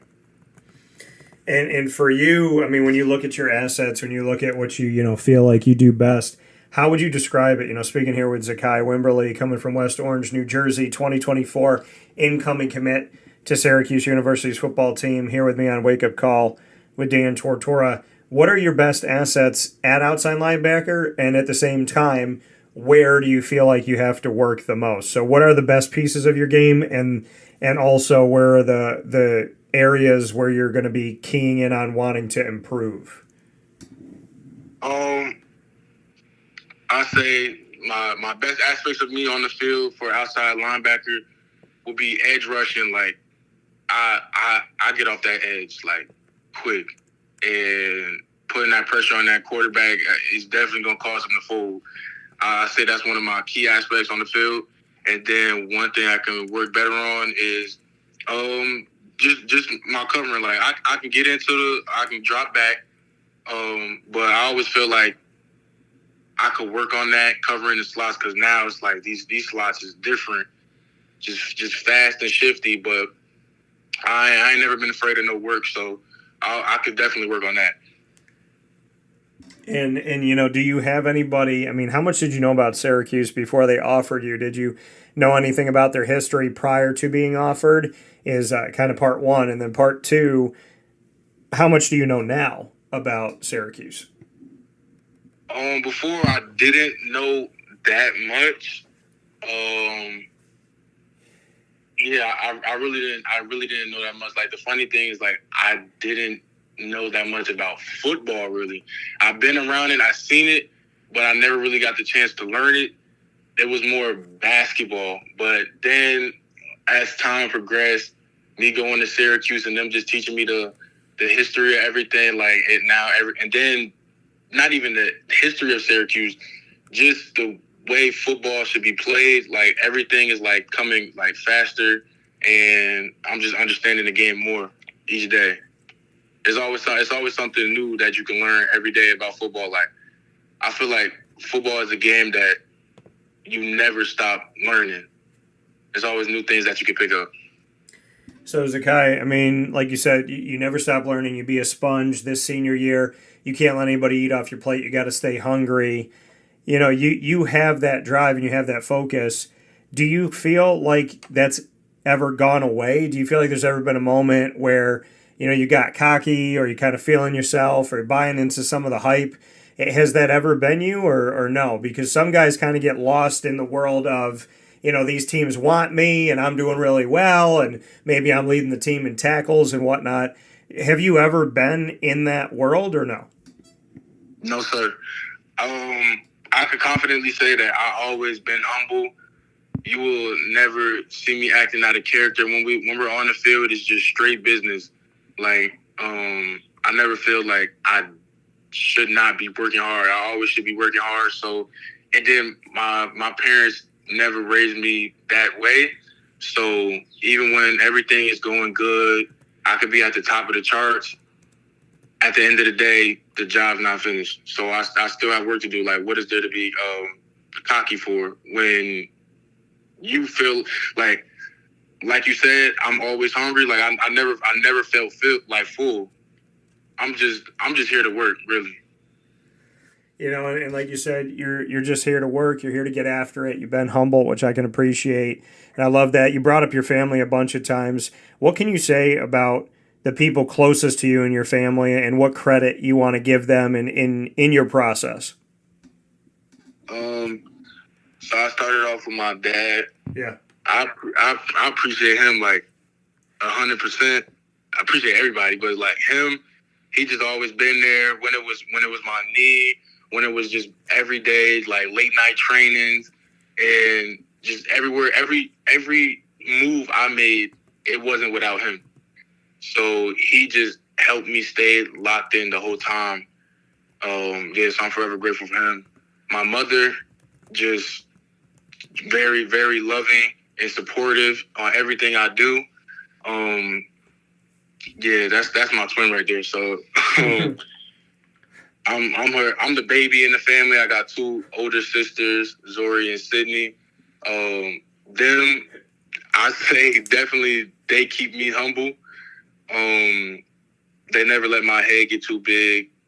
Even if sometimes it may feel like that, they'll bring me right back and like, Zeke, you still got to work, because my sister, like, we're a sports family. Like, my oldest sister Sydney, she played volleyball and basketball, and the second oldest, Zori, she was a swimmer and she did volleyball, and they all achieved a lot in those sports. Like, my father said, like, you're in this household, you got to play a sport.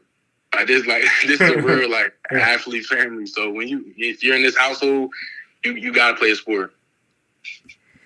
And so, like you said, you talked about basketball before, and obviously your love for football. Is it hard to say goodbye to basketball? I'm not gonna lie, it is. Like, when I knew it was over when I said it was over.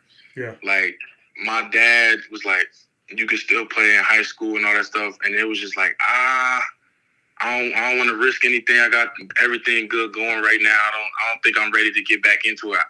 I don't think I'll ever be ready to get back into it. So yeah, it really, I'm not gonna lie, it really broke my heart saying goodbye to basketball, because that's when everything was going good for me too. My freshman year before the injury. So yeah, it's hard. I mean, if you didn't have that injury freshman year, would you have stayed with basketball? I mean, what do you think looking back on that? Oh, 100%.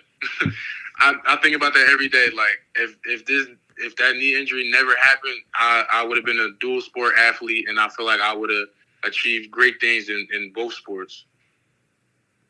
And so, like you said, I mean, if that injury didn't happen, you would have kept doing it. Is that injury, in a way, kind of a blessing in disguise that you put more focus into football? I mean, do you see it that way? Yes. These questions are good, because it's like I think about these questions every day. I was just having a conversation with my father like a couple weeks ago, just saying like it is a blessing in disguise, because if I hadn't got that injury, not saying I wouldn't have put in the work like that, but it kind of shifted me into a different gear, like, of hungriness, like, and like just being a go-getter. So I say that definitely was a blessing in disguise. And it came with many lessons with it too.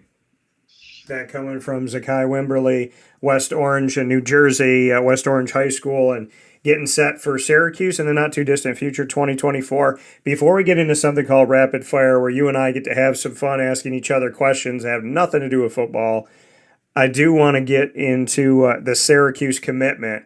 Why did you say yes to Syracuse? It wasn't easy at first, because I had a lot of other schools to think about, but just the main one was when I was talking to Coach Babers. Everything he was saying, it was like, the one thing he said is, I won't tell you something that I won't tell to your parents. So if he's keeping it 100 with me, he's going to keep it 100 with my parents. He's going to tell us the same exact things. And he's going to tell me stuff that I don't want to hear. Like, say if I'm doing bad, he'll tell me. Say if I need to work on something, like, he'll tell me. If I'm just playing bad, and he'll tell me. Like, he'll always keep it 100 with me, and I really respect that as a man. And just there, he didn't even let me do the commitment until my mother seen the campus, and I respected that too. So once it was like we got to that level of respect and just talking more and more each day, I fell in love. I fell in love with like everything. So like you said, I mean, Dino Babers meaning a lot to you, that a coach is like you said, going to keep it 100 with you, tell you exactly what he's going to tell your family what he's going to tell you. That meant a lot to you. Was there anything else about Syracuse besides the honesty and integrity of Dino Babers toward you? Was there something else that you thought, like, I have to go here? Also my major. I want to major in communication and broadcasting, so sports broadcasting, and they're the number one in the country. So it's a win-win. And then on top of that, the players just, when I was there on my official visit, I had my boy Moo from Hillside, who's the one of the running backs there. They made me feel like family. Like those felt like my brothers. And like you said, I mean, having that family and that connection at Syracuse, you know, to have that. And you talked about Muafik Parkman. You said he's your brother. How did that relationship get started? What can you say about it?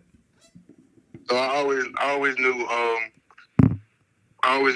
of Moo because my coach, his brother is also the head coach at Hillside.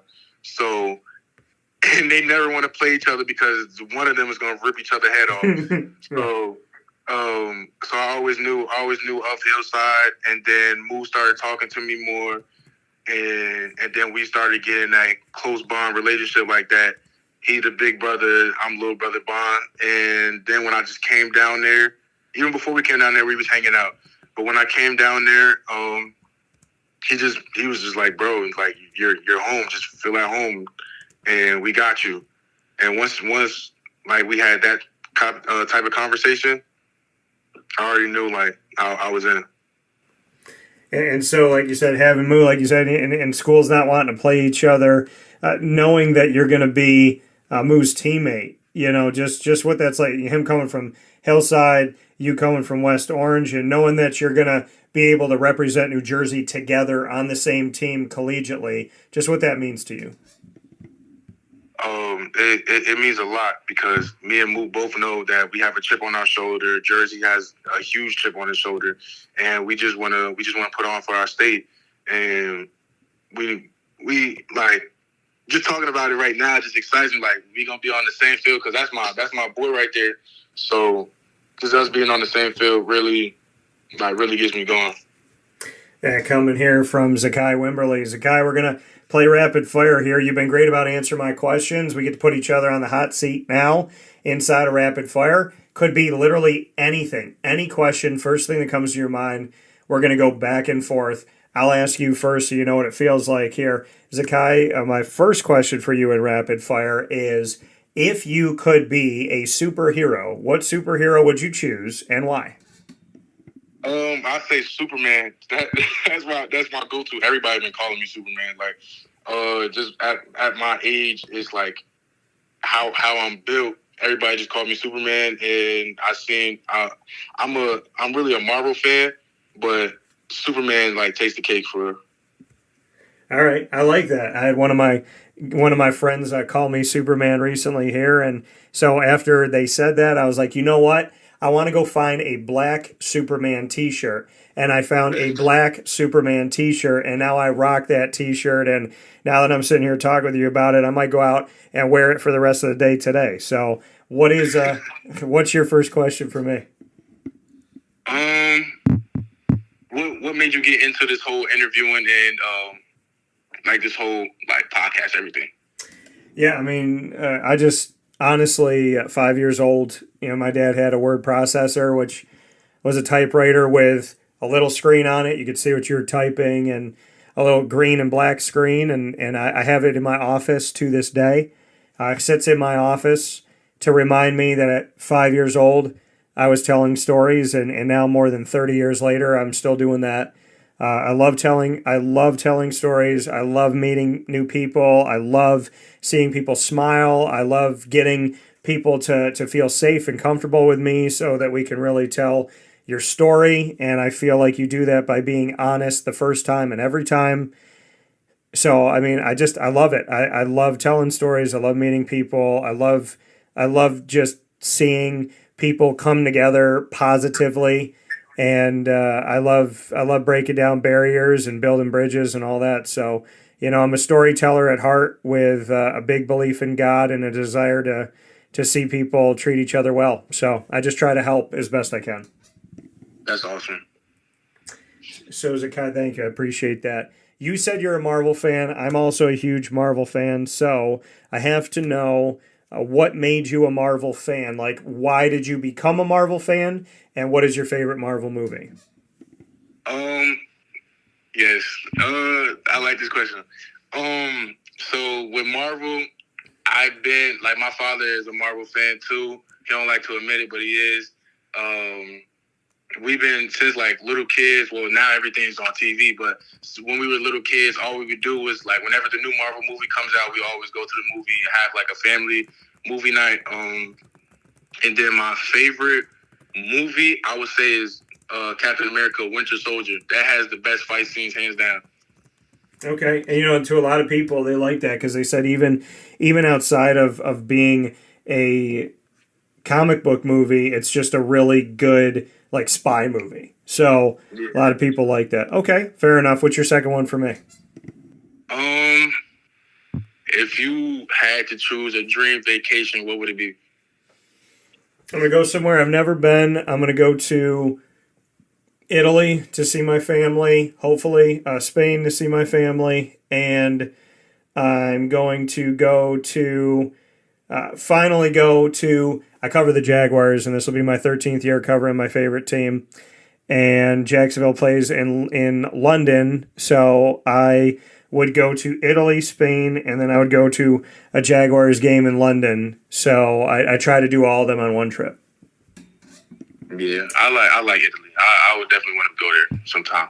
All right. Yeah, no, I 1,000% agree. So, okay, so my last one for you, Zekai, is going to be, if you had to describe yourself as a food, what food or dish, like what plate would you be? If we had to describe Zekai Wimberly, what would be on the plate? That's a hard one. Shoot. The food? Yep. I say mac and cheese. I'm like me. You can ask anybody. Mac and cheese is my favorite. It's like you can never go wrong with that. It really goes with almost anything. So I definitely have to say mac and cheese. All right, fair enough. Mac and cheese. I like it. What is your final question for me? Final question for you.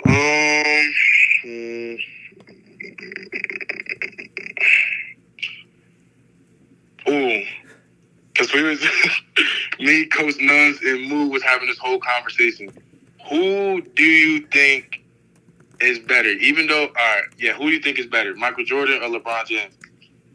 There is literally no conversation about this. It is Michael Mother freaking Jordan. There is no, I mean, listen. And when people want to fight me about this, I go, why did LeBron James wear 23? Why? Why is LeBron James making a Space Jam movie? Like, if he's the best, why are you copying the number? Why are you copying? No. Michael Jordan played in an NBA that had like half the league was good. He didn't buy players and put them on his team. He played with guys that he had. Yes, at some point they went and got Rodman, but look at what he had to go up against the Spurs. He had to go up against the Sonics. He had to go up against the Jazz, the Knicks, the Pacers, the Rockets. There was so many good teams. Phoenix Suns. There was so many good Celtics. Great teams out there. I said if I didn't say the Lakers. But there's all these teams out there that he had to play against and find a way to win. The Hornets were good back then. I mean, it's the list goes on and on and on and on. LeBron James doesn't have to do that. LeBron James has to play against a few good teams. Everybody's trying to have a big three. He buys players, puts them on the team with him, creates a giant crater, and then everybody's auditioning like American Idol. There's like two guys he likes. Everybody else has to audition on 1-year contracts. And then if he likes them, he keeps you. If not, well, then see you later. I don't like it. Is he talented? Yes. Has he scored a lot of points? Yes. But if you told me right now I could play with either one of them, I would play with Michael Jordan. I would never want to play on LeBron James's team as of right now. No, with that, I understand that. Just getting your perspective about that, yeah, I 100% agree. before I was saying LeBron, because I get it. Just like I would never, like respectfully, like LeBron is a great, outstanding player, but I would always say my GOAT is Michael Jordan. But my only argument about that was like the stats. Like, what would you say about the stats? Yeah, I mean, listen, numbers are great, but you know, how many championships has LeBron been to, and how many has he won, and how many championships does Michael Jordan have, and how many has he lost? So, you know, we could talk. What'd you say? I said, say no more. That right there, the chips. Yeah. So, I mean, there you go. I mean, it's Michael Jordan's Michael Jordan. So, you know, that's just what he is. He's Michael Jordan, and the man can fly. So, yeah. So that was your final question for me. And so with that being said, Zekai Wimberly here on Wake Up Call with Dan Tortora, where sports meets life, coming into Syracuse 2024, incoming outside linebacker out of the great state of New Jersey, West Orange area, West Orange High School. And definitely, Zekai, I want to thank you for being a part of the show. I know it's the first time you've been on Wake Up Call, but I'd love to have you back. We had a lot of fun, and I really do appreciate your questions and your time. So, it sounds like you come from a good family, which is always a blessing. So, would definitely like to have you back on the show. Thank you, man. I truly appreciate that. Thank you for choosing me to be on the show.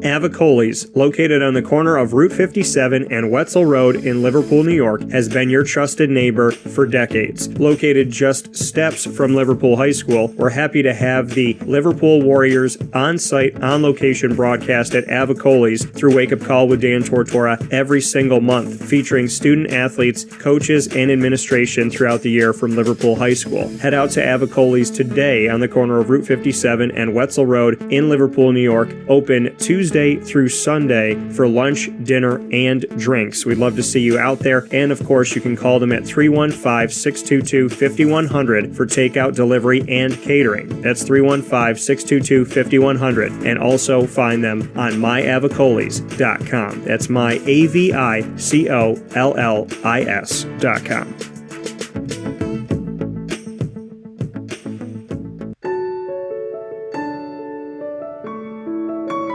Having peace of mind when you're out of town that your furry-loving friend is safe and sound means taking them to Canine Campground, because we all know that when it comes to the love of our pets, it goes well beyond the call of duty to make sure they're safe and sound. Right, Lily?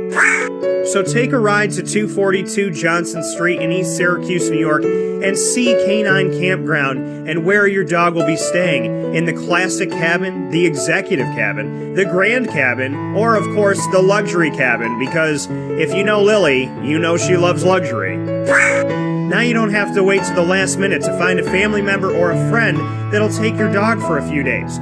Call Canine Campground at 315-299-4013. That's 315-299-4013. Their drop-off and pickup times are Monday through Sunday. Check K9campground.com for more information. That's the letter K, the number 9, and campground spelled with a K.com. K9campground.com. When you're going out of town, bring your dog to Canine Campground.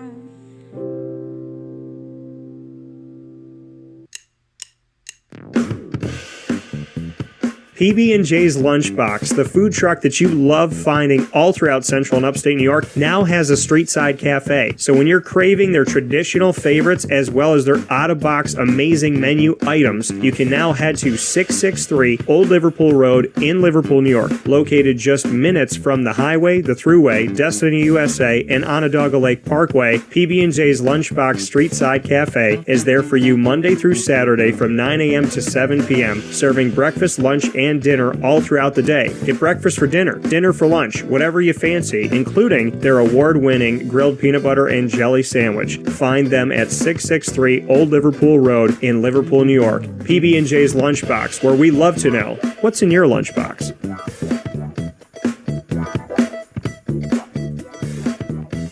This is a special message from 317 at Montgomery restaurant owner Joel Carpenter. Open Tuesday through Saturday for your dining pleasure on 317 Montgomery Street in Syracuse, New York. We wanted to be a part of the resurgence of Syracuse. We saw a lot of money being put into bringing people back downtown and thought that, we'd like to be a part of that. I love putting together a good dish where people see it first, they fall in love with it, and then it tastes just as good as it looks. We want to provide the best food in Syracuse that we possibly can, and we want you to leave here talking to your family, your friends about what you had to eat first and foremost, but also our service, and to walk out feeling like you're part of our family.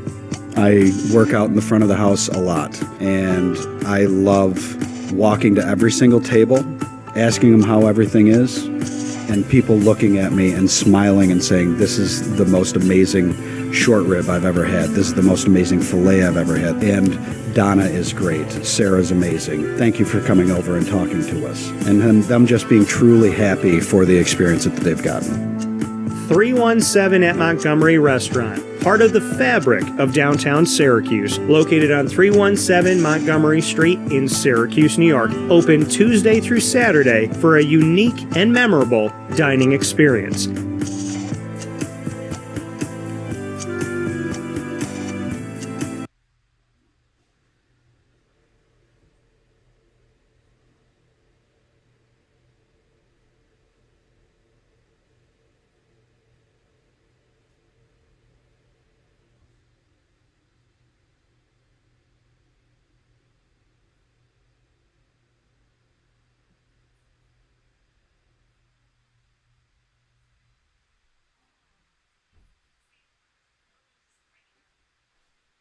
Welcome back here to Wake Up Call with Dan Tortora, where sports truly meets that thing called life. We appreciate you being here every Monday through Friday from 9 a.m. to 11 a.m. Eastern Time, and I'm honored to have the opportunity today to welcome all the guests that we got to welcome here on Wake Up Call inside of MonPawsPopcorn.com's What's Poppin'. Welcoming, of course, Bob Beretta for AD and DT. The Dolphin time is every Wednesday at 9 a.m. Eastern Time with AD and DT with Athletics Director Bob Beretta and myself, Dan Tortora, joining forces for you all throughout the year, and new additions, new episodes of AD and DT, first and third Wednesday of each month at 9 a.m. Eastern Time. Every second and fourth Wednesday, we have the Dolphin Dive, diving into stories of student athletes, coaches, administration, future Dolphins, and alumni throughout the year. And so this week we moved it to Thursday, as there's been a bunch of things happening on the Heights, including yesterday with Tom Bonus, official retiring statement coming out, or officially retiring as of yesterday, sharing that with all of you. And you can go back and read that story. If you go to the articles tab on wakeupcalldt.com, you can read our story on Susan Kim when we broke the news about her being hired as the women's volleyball coach at LeMoyne. And you can also read the story of where we broke the news of Tom Bonus retiring after 23 years at the helm of LeMoyne men's soccer. So I want to thank Bob for everything we got to talk about today, including those things, as well as a peek behind the curtain of the entire process of joining Division I. I want to give a special thanks to FAU, Florida Atlantic University. Winning in Paradise is their hashtag that they use.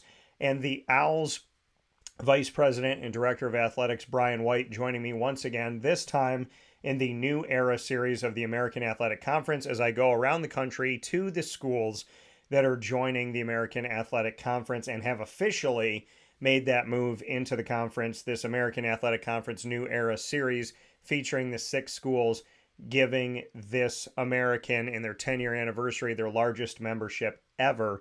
And so we went to UAB, University of Alabama at Birmingham, with the Blazers Associate VP and Director of Athletics, Mark Ingram. Today we went to Florida Atlantic University in Boca Raton, Florida, with Brian White, their Vice President and Director of Athletics. And we'll continue forward to get to hear the words from UNC Charlotte, as well as Rice, UTSA, and North Texas, coming up here on Wake Up Call with Dan Tortora. So please stay continued to that series. And whenever you see the American and that flag rotating around it and the music that we have for that, you'll know that something new is coming up from the American. And I want to give a special thanks to Zekai Wimberly as we track the recruiting trail of Syracuse Orange football. 2024 incoming linebacker out of West Orange, New Jersey, sharing his story with me today and asking me some cool questions. So thanks to Zekai for that. We want to welcome you to Wake Up Call with Dan Tortora every Monday through Friday from 9 a.m. to 11 a.m. Eastern Time on Facebook.com and YouTube.com, both /WakeUpCallDT and on WakeUpCallDT.podbean.com worldwide. Matt said, why is Bill Russell never brought into the conversation, especially if you want to talk about championships? Yeah, because usually people are asking LeBron or Michael Jordan, so it's a choice between the two. But I agree. I'm going to send you a message here. I agree with you, Matt, that if we are talking championships, and it's crazy because Bill Russell's name, as you're right, is not brought up. Bill Russell has 11 championships, I believe. So if people say LeBron or Michael, right? If you have to choose between the two, it's like if somebody said Chick-fil-A or Bojangles and they didn't say Zaxby's, right? So if it's between the two of them, who are you picking? I pick Michael Jordan. But Bill Russell, if we're talking about championships, yeah, Bill Russell definitely needs to be spoken about and needs to stop being snubbed. Once Wake Up Call goes live, you can find us on Amazon Music, Audible, iHeartRadio, iTunes, and Apple Podcasts, MixLR, Player FM, Podbean, Podvine, Spotify, Stitcher, TuneIn, and YouTube. And you can also find us on Boom Play and Podchaser. Search Wake Up Call with Dan Tortora on your favorite podcasting platforms, including these, or one word, Wake Up Call DT. You can also ask Alexa and your Google Home devices to play the latest episode of Wake Up Call with Dan Tortora, and they will do that for you as well. Big thanks to our incredible partners, Carvel DeWitt, the Wildcat Sports Pub, Ma and Pa's Kettle Corn and Popcorn Factory, Chick-fil-A Cicero and Chick-fil-A Clay, Great Lakes Honda City, PB&J's Lunchbox, Mother's Cupboard, Canine Camp Dog Daycare, Chick-fil-A Watertown, 317 at Montgomery Street, Canine Campground Dog Boarding, Pizza Man, GG Cards and Breaks, Avocolis, our entire team, incredible. And before we get to our multimedia marketing partners, I want to give a special shout out to GG Cards and Breaks. GG Cards and Breaks. Like, comment, subscribe. Awesome place. 639 Delmar Place in Syracuse, New York, right off at Teal Ave. And you definitely want to go over there. They're open 7 days a week, Monday through Saturday from 10 a.m. to 6 p.m., Sunday from 10 a.m. to 5 p.m. GG Cards and Breaks is a place that has given me the opportunity to return to my childhood and make new memories as an adult at the same time. I used to grow up in going to sports card shops with my mom and my G-Mama, and in which it's really ironic, their location, because it's located right by where, my grandmother used to live, and I would go over and see her and spend time with her all the time, and we would go get sports cards. And so GG Cards and Breaks, it's all too poetic that they make me feel like the stores that I used to go into as a kid, and I used to go in there with my mom and my grandma, and my mom and my grandma right down that street used to spend time with me, obviously, growing up when I went to visit my grandma and my grandpa. So big shout out to GG Cards and Breaks. It is a community feel, very passionate people. Josh, Anthony, and the entire team. First time I went in, I met Joel, and Joel was great as well. Walked in, hey, how you doing? Let me know if you need any help. I asked him a question. If he didn't know the answer, then we would try to figure it out. He would go and look for something, check to see if they have it. You go into a bunch of stores and you say, hey, do you have this? I didn't see it. And they'll go, no. And then they won't even look up from their magazine. Or they'll say, if it's not out there, no. He went over, checked, looked for it, wanted to make sure, do they have it? Do they not have it?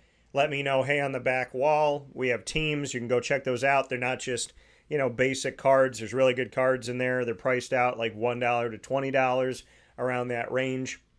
There was autographs in there. There's rookie cards in there. There was special inserts and whatnot. If Joel didn't tell me, if Joel didn't greet me, I wouldn't feel welcome, which I think a lot of places have lost the art of customer service, which starts with hello. So the hello meant a lot. Then the how can I help you? Do you need anything? Let me know if you do. That helps. Then checking to see if they have something. That helps. And then to say, hey, on the back wall, because I wasn't paying attention. to the back wall, and I didn't even know what it was. And I probably would have walked out the store without even going over to it if he didn't tell me, hey, we have teams on the back wall. Check that stuff out. There's good cards in there. It's not just basic stuff. And so, Joel provided that experience, which was my first impression.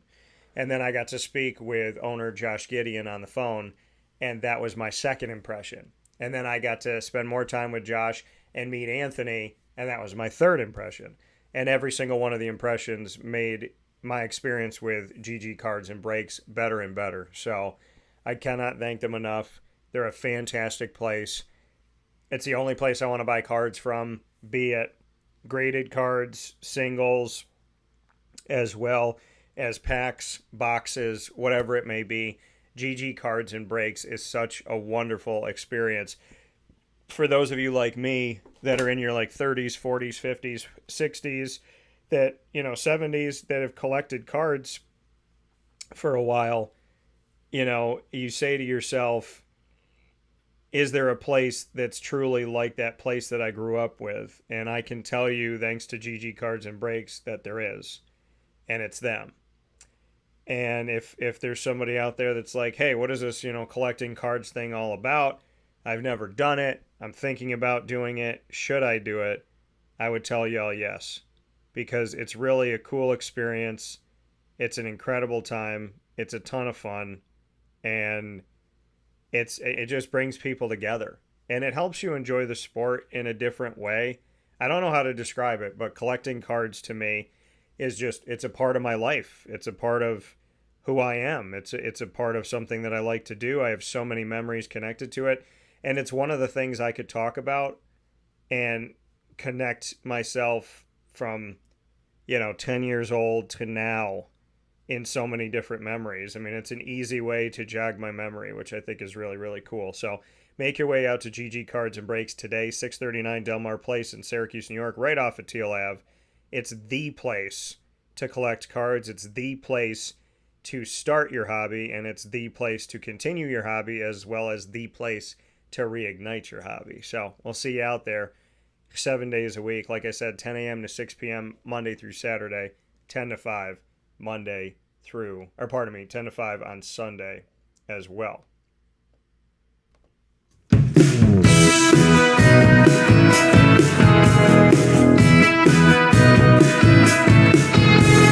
The LeMoyne College Dolphins, who joined you today and join you throughout the month, are right here on Wake Up Call with Dan Tortora in our exclusive multimedia marketing partnership. AD&DT joins you every first and third Wednesday of each month with Athletics Director Bob Beretta and myself, Dan Tortora. Every second and fourth Wednesday, you're joined by the Dolphin Dive, diving into the stories of student athletes, coaches, and administration, as well as future Dolphins and alumni here on Wake Up Call with Dan Tortora, where sports meets life. Don't miss a second of our LeMoyne coverage, as well as under-promising and over-delivering, as we bring you plenty more than just what we do on Wednesdays. And so fantastic opportunities to share with you fantastic people in our community that have wonderful stories to tell and have allowed me the opportunity to tell those stories with them, and I'm so grateful for that. So you can find your Dolphins on Wake Up Call with Dan Tortora, and we look forward to seeing you here every single month. And of course, you can go to the LeMoyne tab on wakeupcalldt.com, as well as joining us on YouTube by subscribing to youtube.com/wakeupcalldt to get all of our Dolphin content. For more information, go to LeMoyneDolphins.com, and as always, fins up.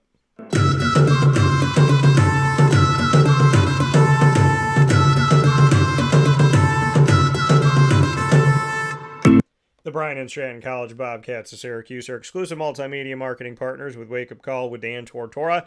The Bobcats come to you every single month with the Bobcat Buzz, letting you know what's going on with student athletes, coaches, and administration right there on James Street at Bryan and Stratton College of Syracuse. You can find all of our Bobcat coverage on the BSC Syracuse tab on wakeupcalldt.com. You can also find them by subscribing to youtube.com/wakeupcalldt. DT. So many great things on your Dolphins happening every single month. And stay close to our social media to find out the next time we're going to be airing our Bobcat Buzz specials. They could happen at any time, so that's why you should be on Facebook at Wake Up Call DT, Twitter at Call DT and Instagram at wakeupcall_DT. For more information, go to syracuse.bscbobcats.com. And as always, go Bobcats.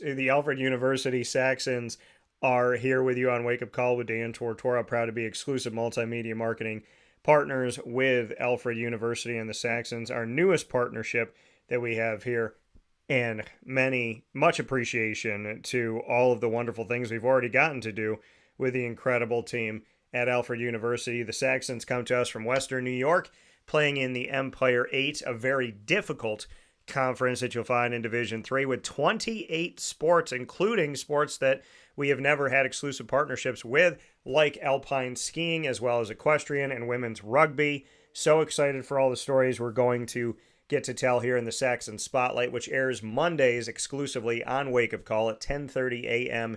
Eastern Time. Alfred University Saxons here. You can get all of our content by going to the Alfred U tab on wakeupcalldt.com, as well as by subscribing to youtube.com/wakeupcalldt. For more information on your Saxons, go to gosaxons.com, which is a perfect site because go Saxons. With that being said, here on Wake Up Call with Dan Tortora, I want to thank you for being a part of the show today. I hope you have a wonderful, wonderful day. And I do have to bring the girlie up here. Come here, honey. As she's here in the studio hanging out with her dad, with her papa, my little girl. So I want to wish a very happy birthday to Miss Lillian, as today, on July 6th, 7/6, she's sleepy. She turns 7 years old today. So a very happy birthday to Miss Lily, as we said it at the beginning of the show, and we say it now. A happy birthday to a sweet, sweet girl, the sweetest girl I could ever ask to be my little daughter. And, you know, God puts amazing souls in our lives, and I couldn't ask for a better daughter. So a happy birthday to Lily. Thank you to everybody that's wished her a happy birthday. Thank you to Grandma coming over today and surprising her with some ice cream for breakfast and a beautiful message to her and a card here. So a happy birthday to my little girl Lily, and much love. Spend time with the ones you love. Don't waste it. Appreciate it. Do the best you can, folks, and be the best you can. And have a wonderful, wonderful day. Remember to celebrate each other, celebrate your life, and celebrate the lives of those that mean the most to you. I hope you have a great day, and I hope you're good to people and good to yourself. Have a wonderful, wonderful 24 hours and change, and I'll look forward to talking with you soon on Wake Up Call with Dan Tortora, where sports meets life, on this Friday. So thanks to Bob, thanks to Brian, thanks to Zekai, thank you to you, thank you to God above all, and thank you to my dogs up in heaven, Mordu, Cinnamon, and Shady, and a big thanks to my little sweet daughter here, Miss Lily. I love you, girlie. So couldn't ask for a better daughter. We'll talk with you soon. God bless. No stress.